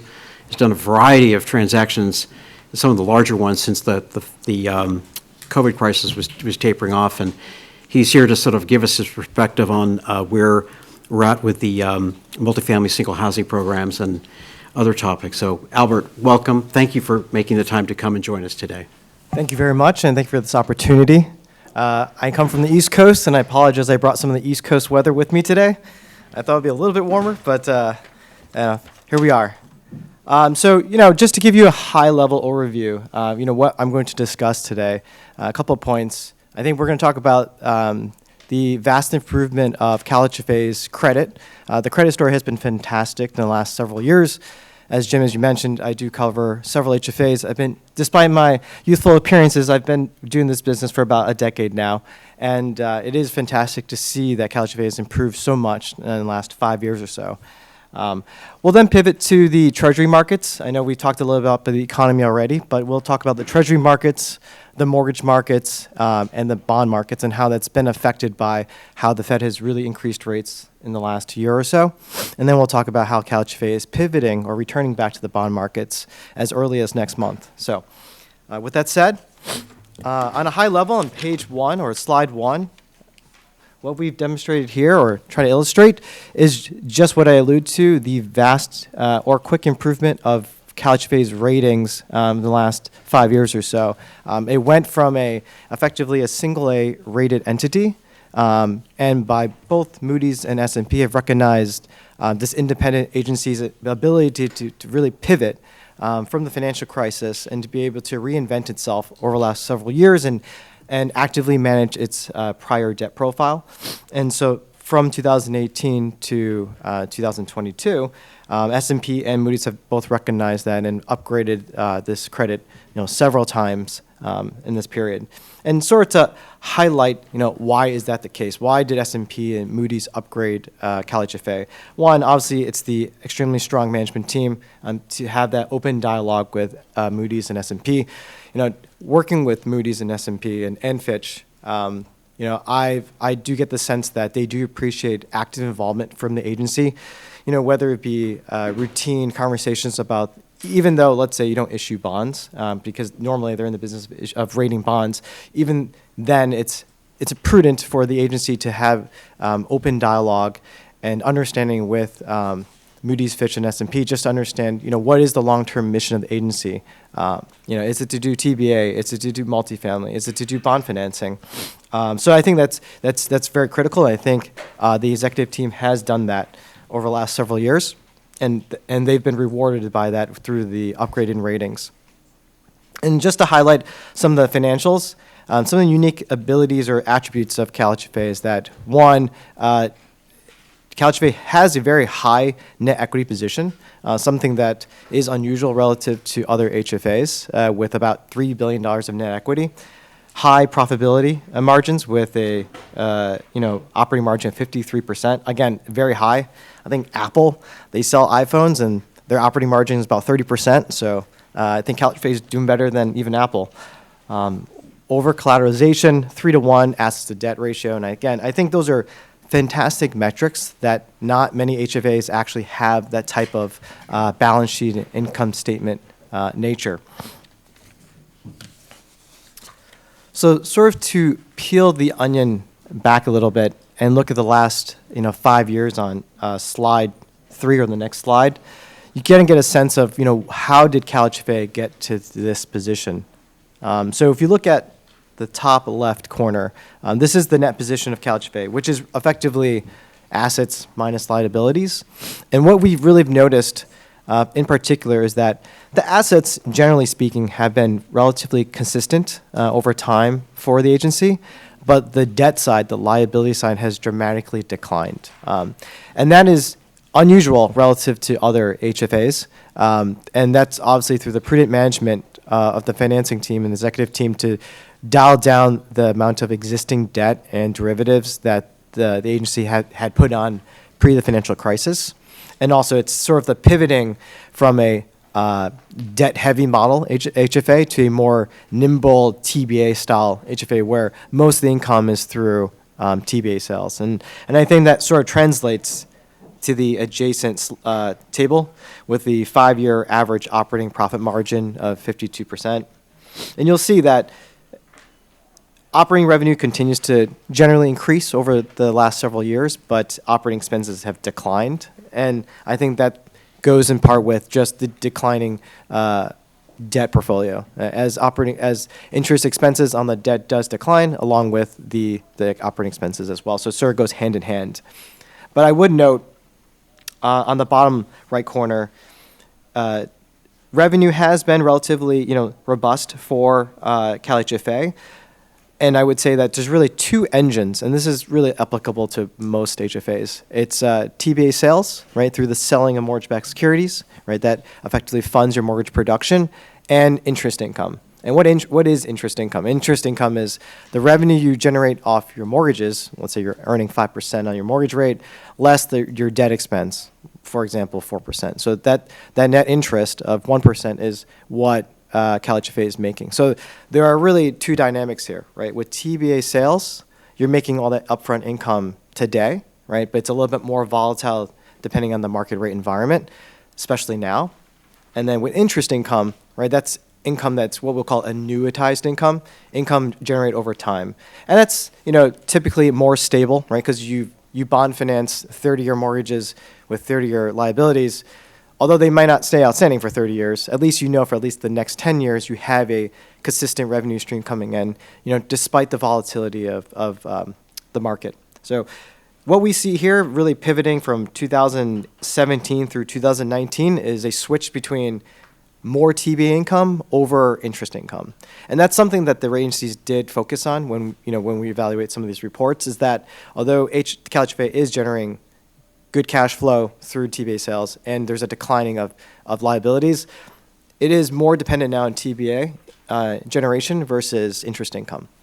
And part of the reason why, or one of the benefits of going back into the bond markets again, is to sort of reignite that engine, the interest income engine. And I think that helps the credit story, further the credit story of CalHFA, knowing that, or at least for Moody's and S&P, to know that CalHFA can weather ups and downs of market volatility by having a consistent interest income through annuitized bond spread. So what I think is a little fascinating is that is CalHFA, but how does CalHFA stack up against other HFAs, right? It's in a unique position on the next page. It's a unique position to kind of see, because HFAs are, sort of similar in the sense that they have the exact same business model, right? Which is you lend either in single family, multifamily, or both, and either you bond finance it or you sell it. And what I tried to highlight here are select HFAs from 2021 financials to kind of give you a sense of perspective or relative value of how CalHFA stands relative to, let's say, the 800-pound gorilla in New York City, HDC. So you'll see on top, there's a variety of ratings for each of these HFAs, and most HFAs, I would say, from a geo credit rating perspective, is in the AA category. So obviously now CalHFA has gotten back to most like its peers. There is one outlier here. Washington Housing, up north from you, has a AAA rating. Although I would say they're asset light and liability light, so it's not exactly an apples-to-apples comparison. But you'll see that, generally speaking, most HFAs, their balance sheet is about $5 billion or so for the ones we selected. And their liabilities, per se, are about half or a little bit more than half of what it is. And sort of the continuing theme here is that I think most HFAs that are active in the bond markets, that makes their net position much smaller, relatively speaking, relative to CalHFA. CalHFA's net position is $2.8 billion, and then only one close to that is New York HDC at $3.6 billion. But $3.6 billion is on a total asset base of $24 billion. So CalHFA is very cash-rich, investment-rich relative to most HFAs, just given, again, the economic engine for the agency now is just TBA, so there's not much liability to worry about. And that also goes with the net operating margin, right? With the high net operating margin goes with the fact that TBA sales are a sale, there's no liabilities, and there's no cost of issuance. It's not a debt that stays outstanding for a long period of time. So the operating margin on that type of business model is, very favorable. I would say Idaho, although Idaho's operating margin here is only 23%. Generally speaking, actually Idaho and Colorado, both clients that I do cover, are similar in that sense that for the last several years, those two agencies have been heavily leaning towards TBA, the TBA announced mortgage-backed securities secondary trading platform, but they have dynamically over time entered into the bond markets again. We did the first tax-exempt bond deal with them in 2017, and since then, they've really pivoted back into bonds in full glory, I suppose. 2022 was probably the highest level of debt issuance for Colorado and Idaho. As the TBA market has sort of dialed down with the Fed putting pressure on that market, they've been pivoting to bonds to finance their production. So again, that could be a similar story for CalHFA as well, given where the TBA market is currently. Before I move into the markets, was there any interpretation or questions on the CalHFA credit? I'll ask the board members if they have any follow-on questions on this part of the presentation. I will point out as a former banker that there's nothing that gladdens the heart as seeing a steady progression of rating increases. So kudos to all on that. Being in the AA category is very nice place to be. Yeah, and I think that's the perfect position to be, because just to follow up on that point, some clients have asked us, some HFA clients have asked us, well, what about AAA? Like, should we aim for a AAA rating? And I think AAA, in this market and rate environment, there's not much of a difference between a AAA rating and AA rating. But when you look at the, I guess, requirement to maintain that AAA rating from Moody's and S&P and Fitch, it's quite high. So you're not getting as much bang for the buck, we'll call it, to obtain that AAA rating. I mean, the U.S. government is not even AAA at this point, so I don't know if it's necessary for CalHFA to be so as well. You'll still get the same, effectively same pricing with either a AA1 or AA versus a AAA rating. So it gives you that flexibility to do other things with a lower rating.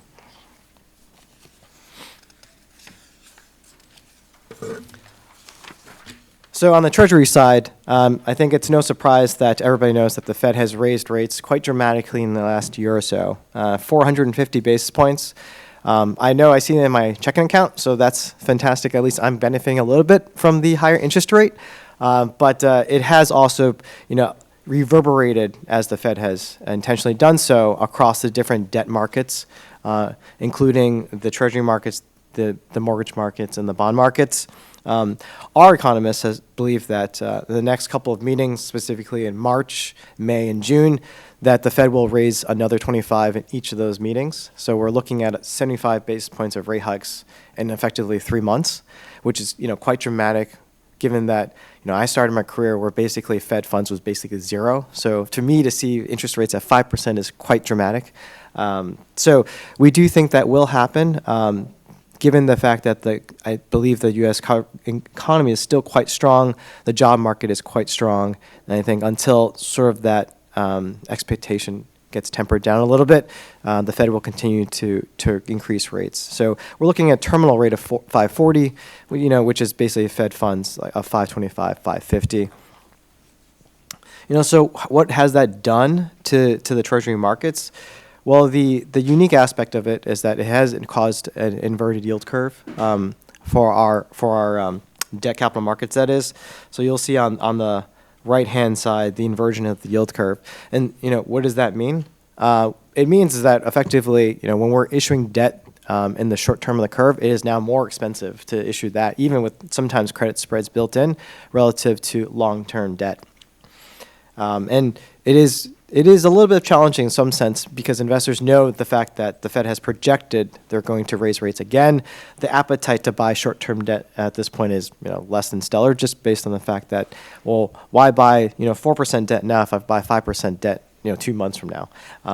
So that is a interesting dynamic that has occurred in our debt capital markets. But one thing the inversion of the yield curve does tell us is that over time, the next several years, the Fed has to lower rates. Our economists think that potentially the Fed can induce a recession, potentially a mild recession, by the end of this year. And through that, although they're raising rates in the next 4 months or so, they may actually start cutting at the end of 2023.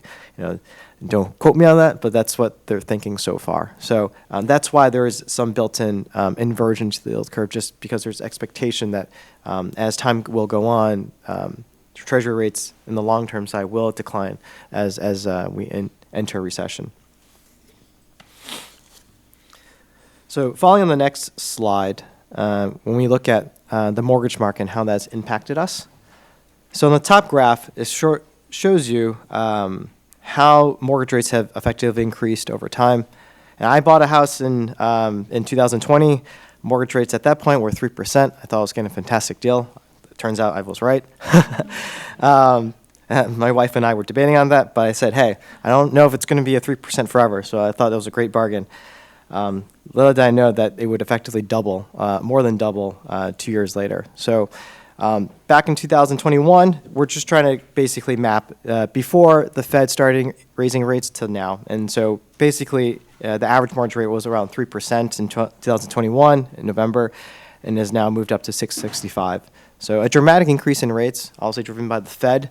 And I would say that not just has rates have risen, but the credit spread between treasury rates and mortgage rates have risen as well. So typically we in our market space use 10-year treasury as like the benchmark to mortgage rates, and the credit spread of 10-year treasury to the 30-year mortgage rate was around 150 basis points or so. So whenever we quote to clients, we'd say like, well, add 150 basis points to the treasury rate, and it's roughly where you should be in terms of lending. Well, now that's changed quite a lot. Now we're talking about 250 basis points, and that's sort of the right-hand side of the graph. So credit spreads have widened quite dramatically. So a double effect has happened, right? Absolute benchmark treasury rates have increased from 150 to 4%, and on top of that, credit spreads have further exacerbated the mortgage rate that we're lending out today. We'll talk about this more a little bit later. Although we do see that interest rates have risen, and we naturally have experienced some slowing of production, obviously with interest rates being so high.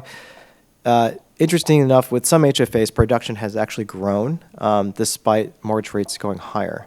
So that's something that we've noticed, that with certain HFAs, depending on which state they're domiciled in, the higher interest rates have actually helped them with mortgage production. So it is an interesting turn of events. Translating those mortgage rates to TBA, I know Lakeview will talk a little bit more about this as well, so I won't expound on it too much per se.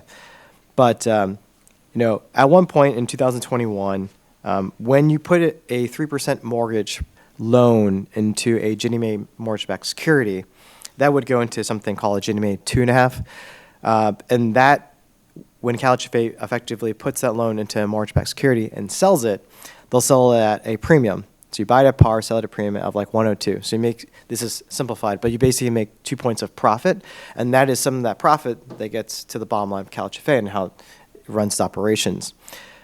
So that has changed quite dramatically. Like that same security that was being priced at 102 back in 2021, which is basically $102,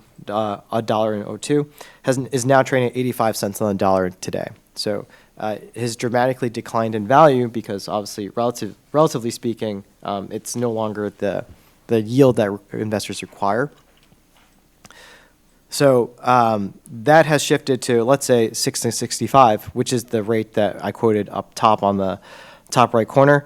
That would go into a more modern Ginnie Mae security of 6%. So that security, if you were to sell it today in today's bond market or MBS market, would generate a premium of 101. Again, these are sort of approximate numbers. The markets do change. So what does that tell you? So back in 2021, you're selling an on-market mortgage rate of 3%, which is what everybody was basically borrowing at, and you're selling at $102 price, making 2 points of profit. So fast forward to today, you're selling the same market rate mortgage of 6.5%, putting into an MBS and only getting 101. So you're only getting a point of profit. So the Fed has really done a couple of things here, right? They've raised rates, which affected your borrowing costs and which has affected what you can lend out. At the same time, the profitability metrics of TBA has also declined. And to a certain extent, what we've been tracking is that there has been also a diminishing buyer base for mortgage-backed securities. One of it is the Fed themselves. They've stopped buying mortgage-backed securities. They are letting their balance sheet run off. They're not even selling their mortgage-backed securities yet. They're just letting it actively run off or passively run off. So there hasn't even been that much real pressure from the Fed yet on the mortgage-backed securities market. But other investors, foreign investors, sovereign wealth funds, and banks have been dialing down their MBS participation as well. And so you're seeing that effect translate into TBA pricing. And so, this market dynamic has, pushed, as I mentioned, Colorado and Idaho and some other HFAs to divert some of their production into bonds, because the bond markets are a little bit more efficient in the current rate environment. If you asked me back in 2020 and 21 during the pandemic, when the Fed was buying effectively, tens of billions of mortgage-backed securities every month, it was a very different environment back then, and you were making premiums as high as 110. It was better for an HFA like CalHFA to enter the TBA market because the profitability there was uncomparable. I mean, almost unnatural given the fact that the Fed was buying so much more mortgage-backed securities. So going to the next slide, so how does the Fed, in fact, impact treasuries, the mortgages, and then, truly my space, the muni bond space? And when you look at really just like the bottom graph first, this is municipal bond fund flows. This actually has been reported in the journal a couple of times at this point now. In 2021, bond funds were flush with cash.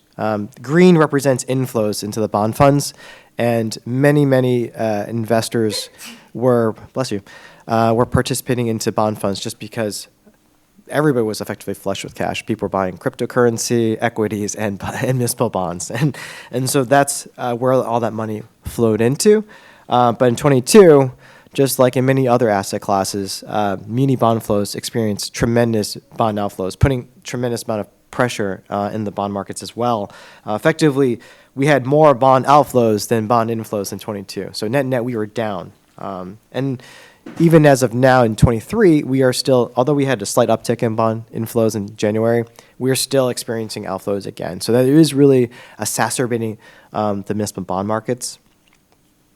But I would say the little bit uniqueness here, despite negative bond outflows for our market, our asset class, when you look up top, here's sort of the yield curve or the spreads for taxable bonds and tax-exempt bonds that we had back in 21 and 23. The dotted line represents in 21. The solid lines are representing in 23. This is important in the sense for muni bonds. Every other asset class is, by definition, taxable. There is no distinction between tax exemption and taxable. But in our space, it's critical. So when you look at the spreads that were basically obtained in 2021, the blue and green lines were basically overlapping with each other. So what does that mean? That means that there was no benefit of tax exemption. An issuer can basically issue taxable bonds and get effectively, very similar cost of funds. Their coupon rates would be very similar to tax exempt bonds. So, there was really no benefit of issuing tax exempt bonds at that point in time. And this is generically across municipal issuers, not necessarily housing issuers. Housing issuers have its, volume cap limitations per se. But generically speaking, there was really no benefit between a tax-exempt bond and a taxable bond because rate compression effectively eliminated any benefit of tax-exempt bonds. Well, turn around to today, you'll see that there's a very large gap in effectively every part of the curve between taxable bonds and tax-exempt bonds. And so you're seeing now, there should always been a case where when you buy a tax-exempt bond, you should pay a lower coupon because you're getting that tax-exempt benefit as a municipal investor. And you weren't really getting that back in 2021. But now in 2023, you're starting to see that benefit again. That you're starting to truly see that when you issue tax-exempt bonds, you actually get a lower cost of funds. As an issuer, also means you get a lower return as an investor, but as an issuer, you're getting that benefit. And so we are seeing, again, more HFAs pivot back to tax-exempt bonds when they have the ability to do so because the cost of funds is dramatically lower. And as I'll allude to a little bit later, because the HFAs can access the tax-exempt markets, they're able to pass that lower cost of funds in the form of a lower mortgage rate to borrowers. And so that's basically a byproduct of that is that they're actually able to generate more business again relative to generic commercial lenders. So switching to page 7, this gives you the full picture. Where have HFAs issued bonds? How much have they issued in the last several years? and what's the breakout between single family and multifamily. Again, these are effectively the two asset classes that HFAs manage. The yellow is multifamily. Generally speaking, that has been relatively consistent over time. I mean, that's partly a function of LIHTC. You can only issue so many bonds based on the LIHTC requirements. So that has been relatively stable for the last several years. But the single family side, that is where most of the growth in our asset class has come through. And again, this is where I highlight. In 2022, it was the record high in terms of single-family, combo, multifamily issuance for HFAs. Again, this is an environment where the Fed raised rates 450 basis points. HFAs issued more bonds in that time frame than in prior years. And again, that's the dynamic nature of a housing finance agency like CalHFA. It's not stuck per se in municipal bonds. HFAs can pivot to TBA, to CMOs, and to the bond markets, depending on which product makes the most sense in rich rate environment. And what we've seen in the last year or so is that more HFAs were pivoting into bonds because the economics made just more sense relative to TBA. So if you looked at production, single-family production was probably similar in most of these HFAs from year over year, maybe down in some instances, but the amount of, or what cut of the funding went to TBA to bonds, more of it was shuffled into bonds, just the fact that it just made more sense. So we're already seeing strong issuance in 2023, and we expect that potentially it might match the same levels of 2022. Again, even though that rates have increased and borrower costs have gone up for our first-time home buyers. Going to the next page, I just want to highlight, again, a little bit of frame of reference, because we obviously know CalHFA very well, but, how does that stack up against other HFAs, right? What are your peers doing to give you, some insight of, we cover several or many HFA clients, and so from that perspective, we can compare and contrast, what is CalHFA doing versus other HFAs. Each state is a little bit different in terms of demographics and private active bond volume cap, and also just the way they structure debt. But you'll see that here are 5 issuers where basically they grew the production from at least 25%, or if not more. I mean, Texas is 114%. They basically doubled the amount of volume that they issued bonds in the last 2 years, from 21 to 22. And it's some of the points I've highlighted, right? Is that they're able to pivot their TBA production from TBA to bonds, whether it be taxable or tax exempt, as well as they're able to provide more competitive mortgage rates, below market mortgage rates. I mean, today's mortgage rates are 650. Even if you're offering at 575, that's still a great value, typically speaking, right? Because I think what we've been seeing a little bit of today's market dynamics is that back in 2020 and 21, DPA, down payment assistance, was something that borrowers were more focused on. They still focus on it as well today, but it's about the monthly cash flow that makes more of a calculus now than in the past, right? A 650 mortgage rate has a much more onerous monthly mortgage payment relative to a 550 or 575, and so that couple $100 difference does mean a lot to a first-time home borrower. So what we see here is that some of the production has been organic growth for, let's say, Michigan, because they're able to offer down payment assistance along with an attractive first-time home borrower rate. So we think that this dynamic will continue to play out in the next year or so, just based on where we are in today's rate environment. So where does this stand with CalHFA? We have been honored to work with CalHFA or have been hired as senior manager on the multifamily and single-family platforms. And so we've been actively working with the executive team to flesh out the brand new trust indentures for multifamily and the single-family initiatives. The multifamily side is a little bit more tangible currently. There is a transaction that's underway. It's going to be about $100 million, financing 7 multifamily projects. It will be the first deal within the new multifamily indenture for CalHFA, and it will be planned on to be labeled as an ESG labeled sustainability bond. So pricing end of April as of now, and closing in May. So I think, again, that's a fantastic turnaround story, right? An agency from 2017-18 that was a single rated entity with no bonds, no new issuance of bonds, to now and today in 23 being upgraded several times to AA category with an extremely strong balance sheet with a high profitability margin, and now creating 2 brand new indentures to be able to finance on balance sheet production and make interest spread, which I think, again, that's what Moody's and S&P focus on. They prefer to see consistent income over time, as well as TBA upfront income.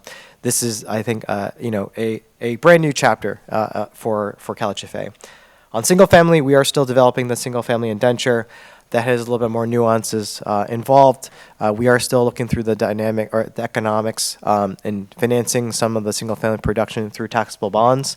But that is also, on its way. So, this year in 2023, CalHFA will have effectively potentially 2 new indentures, multifamily and single family. That are primed for CalHFA to pivot to bonds when, bonds makes the most sense. And now I open up for any questions you might have. Thank you very much. I'd like to open it to the board. If there are any questions, Member Russell? Yes, thank you. With regards to the multifamily initiative, what are some of the characteristics that qualify this as sustainability bonds? That's a good question. Part of the analytics to figure out what sustainability bonds is, does it have any green aspects to each of the projects? Is it LEED certified? Does it have? It depends on the project, but generally speaking, it's is it LEED certified? Does it have some type of green financing or associated with for the particular project, or not green financing, but some green attributes to the building itself? Well, with regard specifically to sprawl versus infill, are there considerations given there? That part I'm not too familiar with, but I would say each sustainability label is project dependent. Okay. I mean, coming from architecture, we would often say the most sustainable building you can build is one in a city, that the locational criteria can outweigh all of the other operational qualities of a building. So I'm curious as to whether this is part of your calculation. For this one, I would have to go back and double check on. But I think from the past experiences I had with some of sustainability is one label that we've seen. But then another label that I guess is also sort of prominent is social. So that's less to do with architecture and design, but it's more about, what is the population being served? And given this is in the affordable housing asset class, getting the social bond label, given the AMI limits, as Michael Novogradac has sort of mentioned, gives that the social bond label. And I think it's almost by default because of the product. That is right. That is right. For affordable housing, single family and multifamily, the social bond label is more common because even with these 7 projects, not each project may fit under sustainability, but social is guaranteed. So typically what we've been seeing is the social bond label. Thank you. Any other questions from members of the board? I think I've got 2 kind of going to that point with, do you expect to see any kind of a pricing difference by virtue of the labeling of this that you just discussed here with Member Russell? That's the question of the hour. Yeah. And I think that is still a topic of discussion. I would say that in our past experience, it also depends on the market environment. So when we did a deal back in, call it 2021, when we put a social bond label on a particular, it was one asset against one bond, we had a specific CRA/social initiative bank come in, and they were critical in getting the transaction done. They were able to basically buy the long-term bonds associated with the bond deal. And I think without them, the bonds would have priced worse. Because there weren't other investors that were willing to participate on that bond transaction. Now, would it have priced better? I'm not sure it would have priced better, but it held the pricing of the transaction. In other markets, we would say that there is some trend right now with some other HFAs to remove the label, to believe it or not. To remove the label, but still keep the disclosure and characteristics of what population they're serving, because as Stephen, you've mentioned, by definition, affordable housing is social. So With that said, some issuers have sort of dialed back on the label because they haven't seen the true tangible benefits of ESG, because HFAs have effectively been issuing affordable housing / social bonds for the last 3 decades. Only now has it become the trend to add that additional label to the bonds, but the pricing hasn't been any different. We have issuers who don't have it, and they don't see a real pricing benefit relative to an issuer that doesn't have it or has it. And sometimes, again, now we're seeing some of the issuers kind of pull back on that, but keep the statistics there. Keep the AMI statistics there, still show all the same information, but just not have the label anymore. We think, generally speaking, having the label is better than not. I think it does help. And I know with this particular bond interest or multifamily, we also have a second-party opinion. Some bond investors do value the second-party opinion.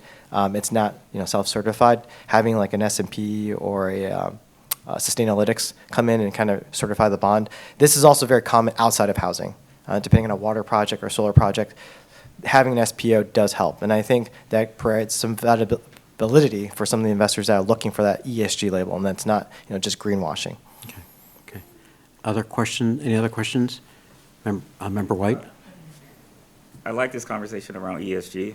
And the questions, like how did you label that, and what's the evidence behind it? This is probably something we should follow up on going forward, because it's such an important issue. And I don't want to say that you're just labeling anything, because you've definitely shown some evidence-based research, but I think the discussion around it is, it's a national discussion. So would like to see more of it. In terms of this bond issuance here, how many of these can we do? Just from a production standpoint, if this is 100 million, 7 loans, this is more not for you. I'm just talking to the staff. I would say more is better. Yep, agreed. Spoken like a banker. Yeah, I'd like Erwin Tam.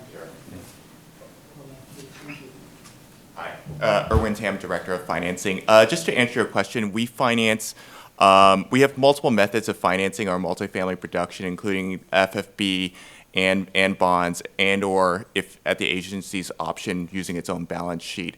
So the ones you see here that we're anticipating financing next month can only go either to tax-exempt bonds or through the agency's balance sheet. And we're choosing to do bonds because of the current interest rate environment. And the 100 million represents the loans that have converted to perm over the past several months that we're sort of accruing together to get a bond deal of a certain size. On the single family side, again, we are exploring the new indenture, and we'll have, we will only issue bonds, if it's advantageous in a future market. Any other questions from members of the board? Member Russell? Yeah, just to follow up on the ESG, I mean, I've seen some of the projects that we have approved in the past, I would describe as sprawl. And so I just have a question, if we had higher standards for that sort of locational criteria, would that impact the pricing or the marketability of these bonds? Should we be entertaining such a discussion? I mean, I think we should be, because I think long term, I have to tell you, I'm shocked sometimes when I fly into Sacramento, and it's like the city is the city. The rest of it is one of the worst. I mean, it's like it's the center of sustainability in Sacramento. We're mandating to the rest of the state. The sprawl that goes on around the city is just shocking.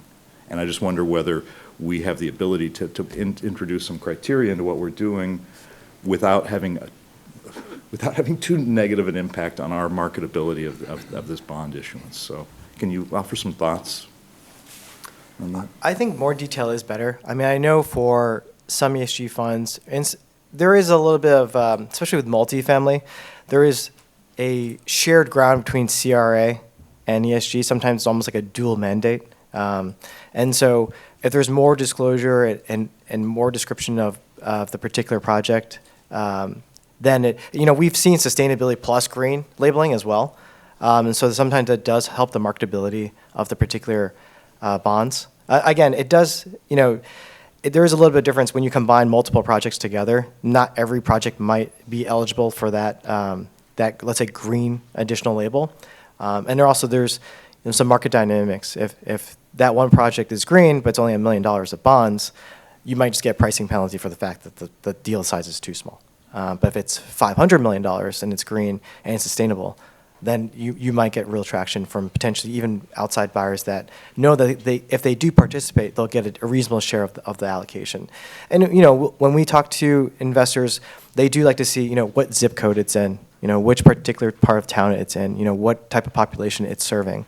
So when they report on their own ESG or CRE needs, they can at least point to this project, and this is exactly the population serving. It's not amorphous, right? And these are the benefits that this particular project has. That's why it's green, or that's why it's sustainable. Well, just to follow up on that, I mean, if we have 7 projects that can potentially win out or access these dollars, how many competitors are there who are vying for these dollars? And if there's 20 projects that might want to use these bonds, we have maybe more ability to introduce more standards. And for instance, VMT is the one that we should be working on. We should not be approving high VMT vehicle miles traveled projects. So I just want to introduce that as we as a board are considering the policies around this issuance. I'd like us to take this seriously. Any other questions from the board? I'm going to open it to members of the public, see if there's any questions or comments. We're again going to ask individuals to keep it at 3 minutes. Okay, if you are interested in making a comment at this time, please raise your hand.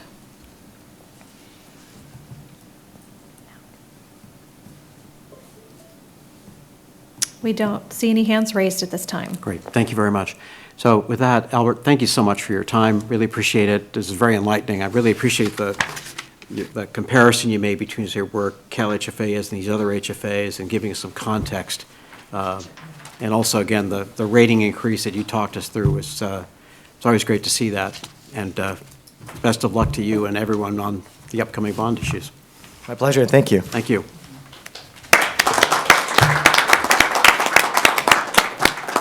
So I have one more set of presentations, and then we're going to break for lunch. So I'm going to introduce our next pair of speakers, Jed Gunther and Elizabeth Fernan. And I know it's unfair because you're all that's between us and lunch. But we do really appreciate your being here and being able to talk us through the homeownership capital markets part of the discussion, the work and there's a long history of work that the agency's done with you both. So I'll let you kind of launch on your discussion. Thank you. Great. Thank you, Chairman Cervantes, Executive Director Johnson Hall. Thank you for having us here, members of the board. Thank you. So we're here Elizabeth and I are here to discuss the current state of the mortgage market and the affordable housing market as it relates to HFAs. Mortgage servicing is not a sexy business, so we're going to try to make this as sexy as possible in the next 20, 30 minutes.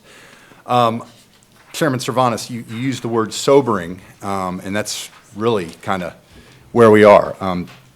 The Fed is coming off 10 to 15 years of the most accommodation that it's ever put into keeping economic stability throughout the U.S. economy and therefore the world. It's kind of impacted what other economies have done everywhere. So we're pulling all of that back in a very, very short amount of time. It's never been done before.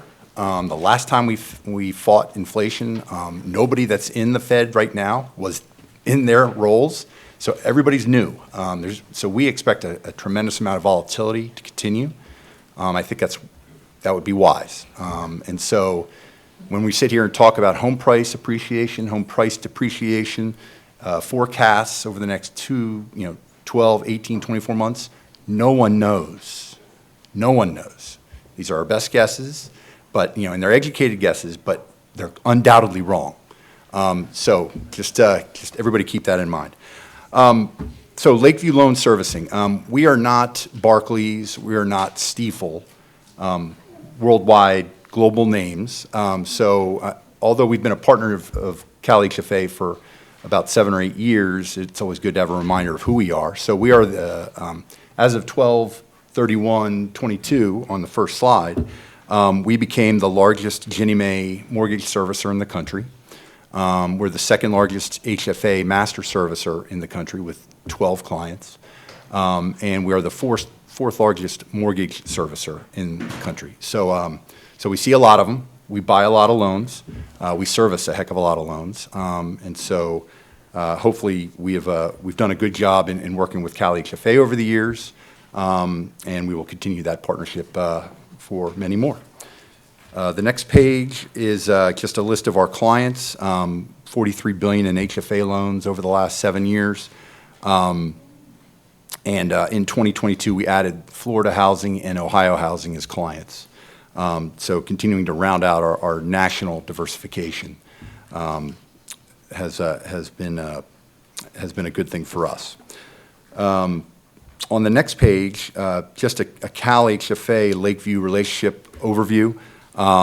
Like I said, we've been with you guys since 2016 as your master servicer. 56,000 California first-time homebuyers and low and moderate-income homebuyers have been served.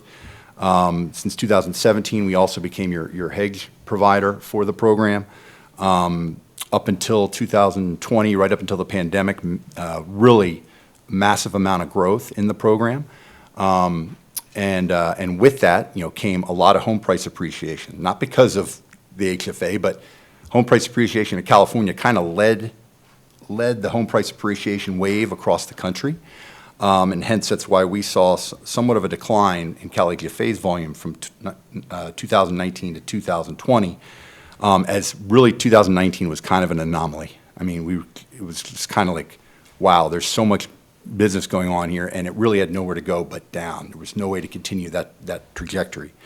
The good news is that from 2020 to 2022, it's really kind of been a pretty stable, amount of production across the board, whereas in 2021 to 2022, if you look at the rest of the HFA industry, most of the HFAs were down anywhere from 20% to 75%.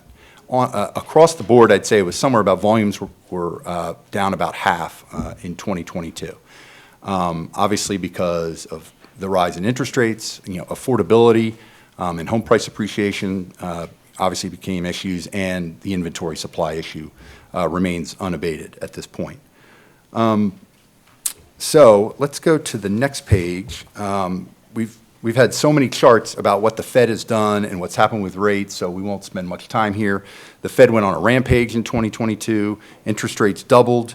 You see at the bottom index, the low for a 30-year interest rate was at 366. The high went at 737. So obviously, that's going to bring volumes way back from historic highs in 2020 and 2021. On the next page, again, looking at kind of the originations and refinance market, what happened in the mortgage market in 2022, things pulled back. A massive retrenchment in the market overall. The refinance boom ended officially, and we saw, total originations drop by half from 4.4, what's it? That's 4.4 billion? That's 44 billion. 44 billion to 22 billion, yes. And then the anticipation in 2023 is continued retraction from there. So we're coming off the highs. More pertinent to you guys, what's happening with in the affordable housing space? Really, frankly, this has been the toughest market that the HFA market has seen since the Great Recession. As I said, originations are down about 60% overall because of the three reasons mentioned: inventory, interest rates, home price appreciation. As Albert had mentioned in his comments, the TBA market has been under incredible pressure. So investors are not paying up for those loans the way they used to. So HFAs have really struggled to keep the originations going. I will say that CalHFA was against the tide in that regard. The Forgivable Equity Builder home loan program was a huge success. I mean, it's great to have money in the state coffers to be able to put that to work. Otherwise, it would have been a tougher year for CalHFA. But that program was a huge success, and not only was it a huge success just in generating mortgage activity, but serving that below 80 AMI market was a huge boost in terms of hitting that low income and moderate income home buyer. We have seen in January things did kind of retrench and started to improve. We saw TBA markets start to improve, and interest rates did start to come back down a bit. But February has seen all of those gains go back away. And I have a feeling this is going to be going back and forth each month. We're going to see ups and downs, more of this in 2023. So I would not expect any significant improvements. I think the trend is towards we're going to continue to retrench. And so again, buckle up. On the next slide, if we could, this is we have a bunch of charts in here that I took from a J.P. Morgan research report on housing, and I just thought there were some really interesting slides in here. This one in particular is the top 50 MSAs across the country, and what you can see is these are ranked not by size, but they're ranked by in December of 2022 who had the most home price depreciation. From the largest decline to the least amount of decline. As you can see, 5 of the top 20 MSAs on this chart were in the state of California, if you looked on the left-hand side of the chart. And so the orange and red zones are where you saw home price appreciation. The blue zones are where you saw price depreciation. All in the second half of 2022 is when you started to see things take the turn. So we're already starting the home price depreciation decline. How far it goes, if you go to the next page, this is where the J.P. Morgan modeling on Case-Shiller home price appreciation indices and prognostications begins. If you look at the middle row there in terms of base home price appreciation, they're calling in 2023 for home prices to decline by 5.3%. And you look at the negative bias and then the crisis bias, so there's obviously a range of bullishness of up 10 and a crisis of down 22. I think with that base case and that negative case between -5 and -13 is more along the lines of where we see things playing out over the course of the next 12 to 24 to 36 months. And so that is, these are, again, just forecasts. We really don't know because we are in uncharted waters. So rates are going to remain elevated for some time here. Home prices are going to remain under pressure after years of Fed accommodation. California, as you can see over the last, this next slide here, it shows the downdraft in home prices across the state, especially towards the latter half of 2022. So I don't need to, this is stuff that you guys have seen a bunch of charts on before. The next two or three slides are all, 2 slides are more major metropolitan areas within the state, showing J.P. Morgan's research and what has happened with home price declines in each of these markets over the last, since 2015, and in particular in 2022. Let's go to page 13, titled Housing Affordability. I wanted to point out where where you see the hand-drawn arrow on that chart. That was my hand drawing, and that's why it's scraggly and crooked. But that's where we were last year when we came and did this presentation. That's exactly where where this chart ended. And so obviously we've taken the turn. So enough of beating the dead horse. Let's go to the next page. But supply-demand dynamics. I thought this was a really interesting slide. On the top one, demand declining 37% year over year. That makes plenty of sense. But I did want to point out on Exhibit 6, the bottom half chart, if you look at the dark blue line at the top in June of 2019, that's the very top line in that chart. And that was probably the peak of housing supply over this 4-year period. Compare that June of 2019 number to where we are now in December of 2022. And that is the dark black, that's the black dot on that chart, that literally shows that housing supply has been cut in half in 2.5 years. That's where we are. And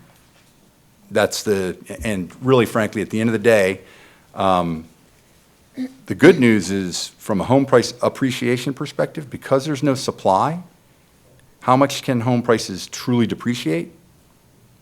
I don't know. It's a very difficult question. But at the end of the day, we haven't built enough houses in the U.S. in the last 10, 12 years since the last financial crisis. That's just the plain name of the game. And so all the other things that you guys are talking about in terms of low-income tax credits and all the other things that are going on the Hill are hugely important to that endeavor.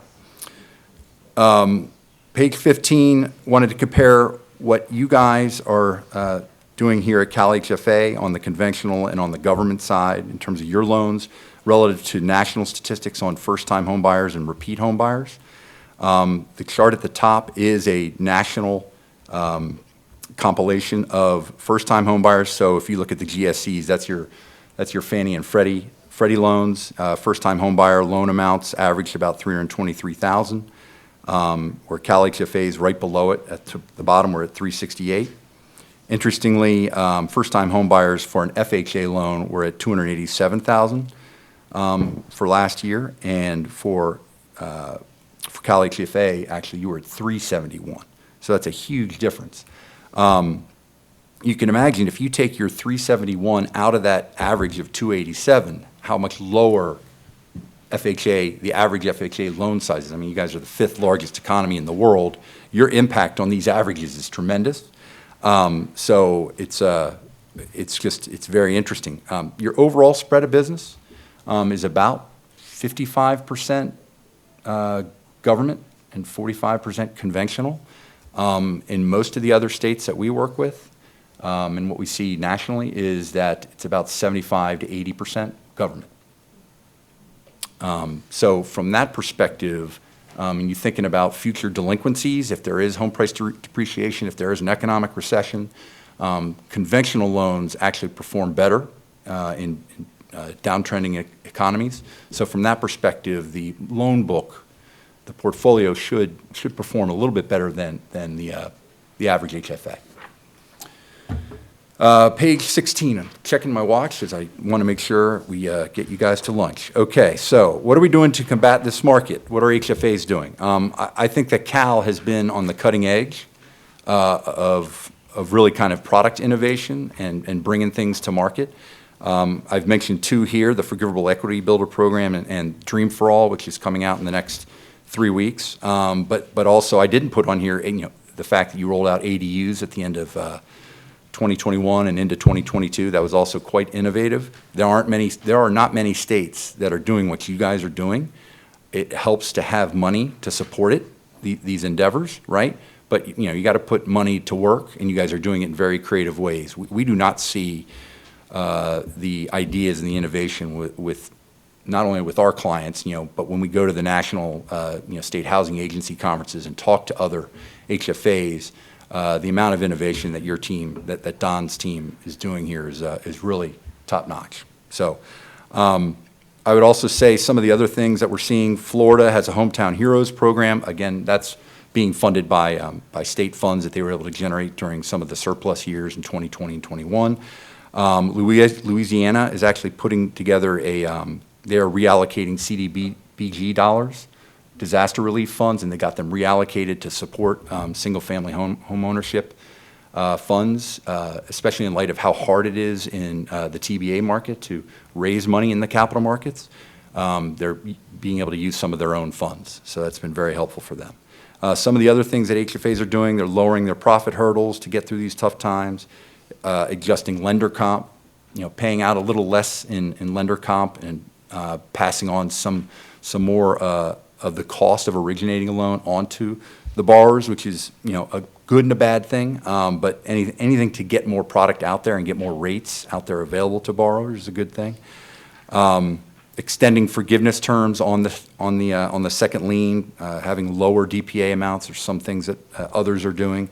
And of course, we've heard about it from Albert and from the others that clients are issuing MRBs. No doubt about it. 2 of our clients went to market with MRBs that hadn't issued bonds in 6 years, went out to market in the last 3 or 4 months, and we have about 3 or 4 others that are more routine issuers, but they're coming out with some bond offerings here in the near future. Now, obviously, we know that CalHFA has bond cap limitations on the single-family side, so that isn't necessarily the number one option, but obviously you heard from Albert and from Erwin that is obviously something on the table. My last slide before you get to hear from Elizabeth, the better speaker of the two of us, is something that Don asked me to speak to just briefly, in terms of having a servicer's perspective and what happens in a depreciating home price market that we're going to be seeing here over the next 12 to 24 months. What happens to homeowners that start maybe getting behind on payments? How do servicers handle these? This is just kind of a very high-level snapshot of what servicers do. Obviously, and in particular with the Forgivable Equity Builder program, rolling out the DFA program. The DFA program is a shared appreciation program, right? So if you're doing that into a depreciating home ownership market, as people are qualifying for these mortgages and they're getting 20% down, the effective rate that they're getting on that program, because of the fact that they're not going to have to pay MI, because it is an 80-20 program, the effective rate on that is going to be really, really attractive. So homeowners are going to do everything they can to keep in that program, plus it's a 20% down program. So homeowners are going to fight like hell to stay in that loan. And so, the parts at the bottom here about retaining ownership of the property, partial claims, deferrals, rate and term mods. I mean, our servicing team is going to be working overtime to make sure that they're doing everything to keep the homeowner in the homes, because what that offering is hugely valuable. And then not only that, but anybody that purchased a home from 2019, 20, 21, they have rates 3% or 3.5% or 4%. They're going to fight like hell to stay in their houses, right? So that part of our servicing arm is really going to be working overtime to keep people, get them modified, get new payments that they can afford, and do whatever they can to keep them in good stead. I'll pass it over to you for the market update. Sounds good. Thanks, Chad. Thank you for having me. I know we've talked a lot about the backdrop of the market currently, so we'll touch on that here on the first slide here, but also just want to spend a little bit of time talking about what we do think could happen when the Fed pauses and actually starts to ease. I know that seems like a long ways off, but we will get there, and so I'd like to just spend a few minutes talking about what our thoughts are there. Really, this slide here is a repeat of all the things that you've heard from not only Stiefel, but from Albert. But just really, 2022 was a tough year. The Fed moved from being very accommodative to tightening. And what that resulted in is just a lot of volatility. Spreads on mortgages have widened out. Historically, the average has been about 150 basis points. If you look at it today, it's 300 basis points. So if you look at Mortgage News Daily today, which is the rate that people look at in the industry, the 30-year mortgage rate today was 6.99. So if you think about the 10-year Treasury closed just above 4%, just below 4% yesterday, so 4% to 7% is 300 basis points. So very, very wide spreads that we're seeing. As a result of the volatility and the Fed tightening, the mortgage market went from a huge dollar premium, 109 when you look at some of the higher coupons, to a huge discount dollar price. I think Albert talked about 85 cents on the dollar. And if you look squarely at my chart, you will see that it touches 85 cents on the dollar in 2022. So huge swing there. One thing that we do think is interesting is, when the Fed does pause, people will begin to look for call protection. So call protection was not something that investors were really interested in 2022 with rates rising. But as we see that pause and even easing, call protection will become important again. So there aren't a lot of bonds with call protection existing today, But as that float of those bonds builds, you will see investors paying and willing to pay a premium on those bonds. I do think that will be advantageous for CalHFA and many HFAs that are originating loans that are going into higher coupon bonds. There's not a lot of liquidity there today simply because there aren't a lot of bonds made. But as that float builds, you'll see investors start to come back into the market and pay premiums on bonds with call protection. If you take a look at the next slide, really just three main things. So current market, we've really hit that over and over the past 2 hours. And so any sort of reduction in interest rate volatility, so not only interest rates themselves, but the volatility that we're seeing, that will really tighten in spreads. So tighten in between the 10-year Treasury and the average rate that you're able to offer on a 30-year fixed-rate mortgage. Premium pricing has gone away in the TBA market, largely due to the inverted yield curve.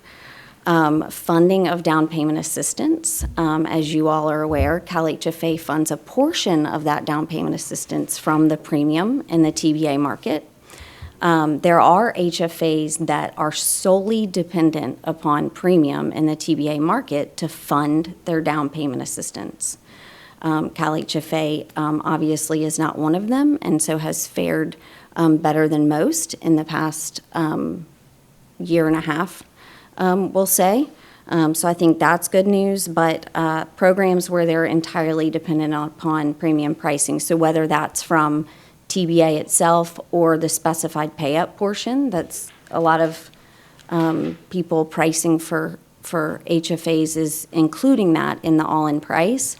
If there is no pay-up and there is no premium in the TBA market, it's been really difficult to fund down payment assistance programs.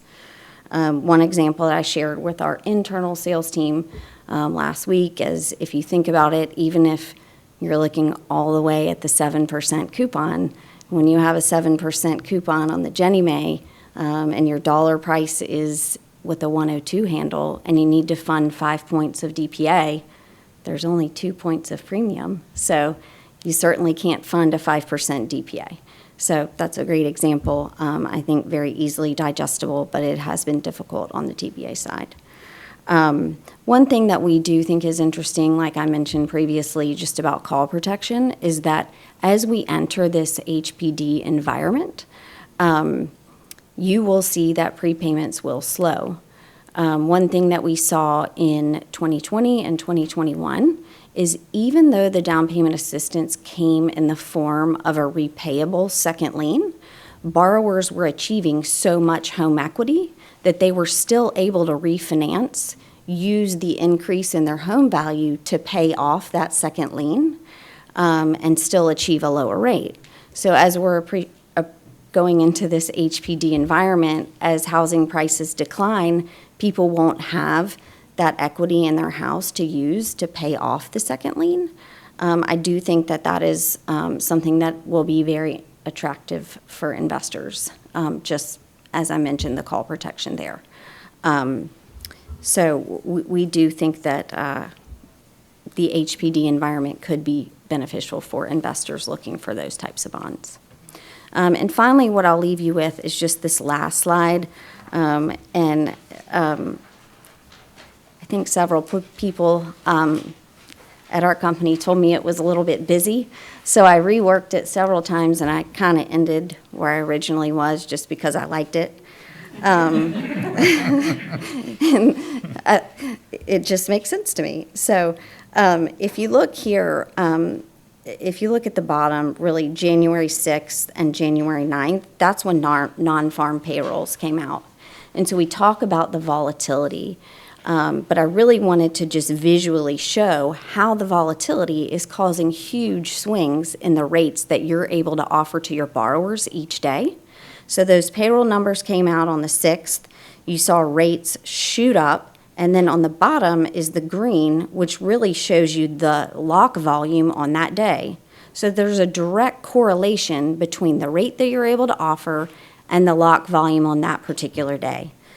Just so happens that January 6th was on a Friday. If you go to the 9th, which is a Monday, rates dropped massively. And then look at the huge spike you see in lock volume on the 9th. You see that same kind of really big swing several weeks ago on February 14th and 15th, and that was related to CPI data that came out. So rates and the volatility are causing, huge swings in rates that lenders are seeing on their daily rate sheets, and ultimately rates that can be offered to borrowers. And so we're seeing those huge swings anytime big economic data points come out. We should see another swing on Friday. We have non-farm payrolls on Friday. I think we'll be in for a lot of volatility this month. I think March 11th is the lockout with the Fed before their meeting on the 22nd. And so I do think that we'll hear a lot out of the Fed this week. You have the 10-year and the 30-year auction Wednesday and Thursday of this week.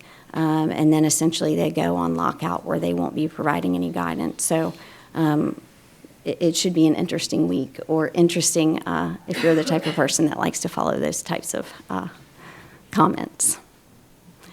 With that, I will leave it for questions. And if we could go back to page 19 real quick, because I want to, in the middle, premium pricing has been smushed.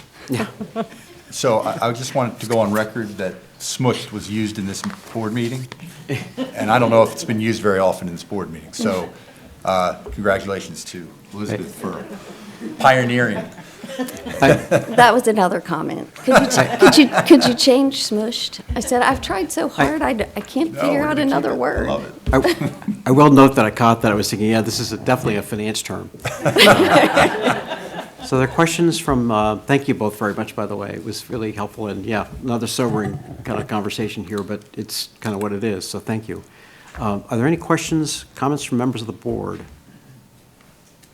Oh, yes, Member Farias. Thank you, Chair Cervantes. Thank you for your presentation. It was very informative. Things that stood up is basically, as a board, fasten our seatbelts. We're pretty creative here, and I guess over to Tina and the board, our ADU program's pretty cool, and so we better figure that one out. So, thank you. And Dr. Velasquez, you had a question? You said something in the presentation that caught my eye. When you were, I don't know which slide was it. Maybe the one, maybe the one about HFAs exploring products to address market conditions. New programs to meet market needs. I think that's the slide you were at when you mentioned, and I also noticed you were with Texas, Florida, Louisiana. So you mentioned something about loan products for low-income homeowners that are affected by disasters. And so we have a situation here in California where we are able to serve very, very few low-income households that their homes were destroyed because of the wildfires going back to 2017, 2018, 2020, and more recently the floods that just occurred recently in the state. And the reason why it's very hard to meet those households for recovery is because there is a problem with FEMA funds and HUD funding in terms of the duplication of benefits because of the length of time that it takes for those homes to be rebuilt. There is a problem with the duplication of benefit, federal duplication of benefit, and so we can't get to them. Just to give you an example, back from the 2017 wildfires, 700 low-income households that lost their homes, we have been able only to assist 40 out of 700. Yeah. And so can you talk a little bit about what you're seeing in the kind of HFA line of business with regards to assisting loans for recovery. Sure. Was that the slide that you were Yeah, at? exactly. So in Louisiana, this Pathways DPA program, where they applied to HUD to take CDBG dollars that were attributable for disaster relief, there was excess funds remaining, and they didn't have an allocation for it. And so they applied to HUD to have it reallocated from disaster relief funds to go to first-time or low-income homebuyers in disaster-affected areas within the state, flooding, flood disaster areas within the state. And so that's how they got HUD comfortable with not just doing it in, a metropolitan market, that was not impacted by a flood, but they made sure that the funds were going to low-income home buyers in those jurisdictions. And we can, obviously, I'm sure there are other examples. I don't have any other examples from our client base, but we can easily, Tina, that's an easy conversation that you can have with Executive Director Hollins at Louisiana. And I'm sure he'd be more than willing to talk to you about what they had to go through. It was a process, like getting funds reallocated by HUD takes a while, but they got it done. And the only thing I would say is that the hard part about it is getting people to qualify. It's really hard in those low-income housing markets. And having, Fannie and Freddie, for as much as they're talking about the social equity programs and trying to create more opportunities for low-income homebuyers, it's still tough to get a DU approval. And until they are able to get those approvals a little bit more flexible to come down market and allow low-income homebuyers to get approved in this high rate environment, it's really hard. And so that's stuff that we're talking to Fannie and Freddie about directly. In fact, we're going to be talking about that with them later this week, is to how to get more of the low, moderate income homebuyer in this higher rate environment. How can we get them through DU? How do you let rental income get into the DU process more quickly? Because it's something they're talking about, and it sounds like it's going to happen, but why don't you make it happen?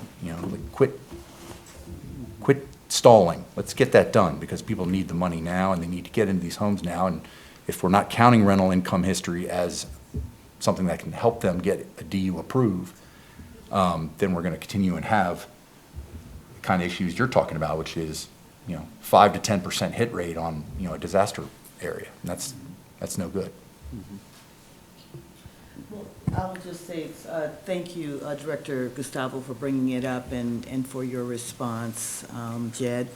I am aware that our various members of our teams have been intimately involved in a small group that actually focuses on single family within the ecosystem for HFAs, and this has been a target area that has been under discussion. More work needs to be done, clearly, but we also have a national conference that's coming up in a few weeks. So certainly, this is something that I think we should explore more, and I appreciate your bringing those comments up, and we'll just see what we unravel. I am acutely aware of the challenges that have happened here in the state of California.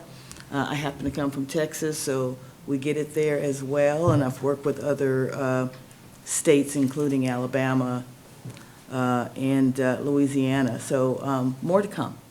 But I certainly appreciate you bringing it up and elevating that as something that we do need to focus on.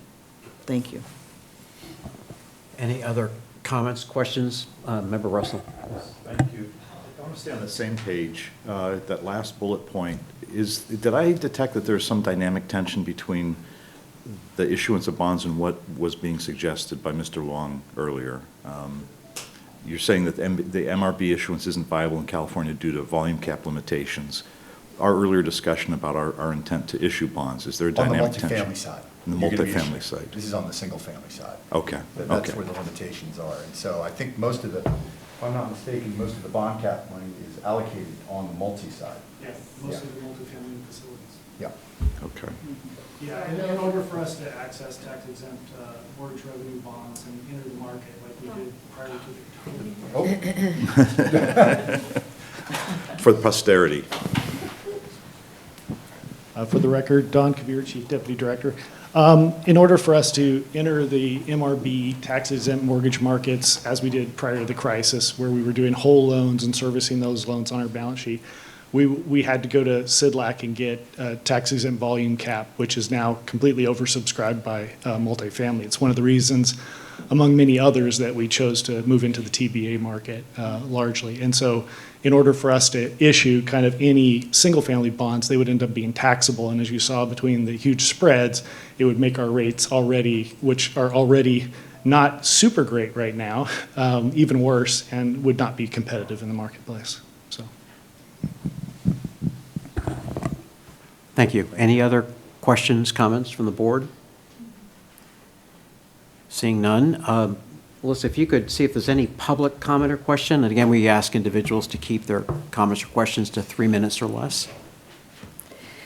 So at this time, if you would like to make a comment, please raise your hand and we'll call on you.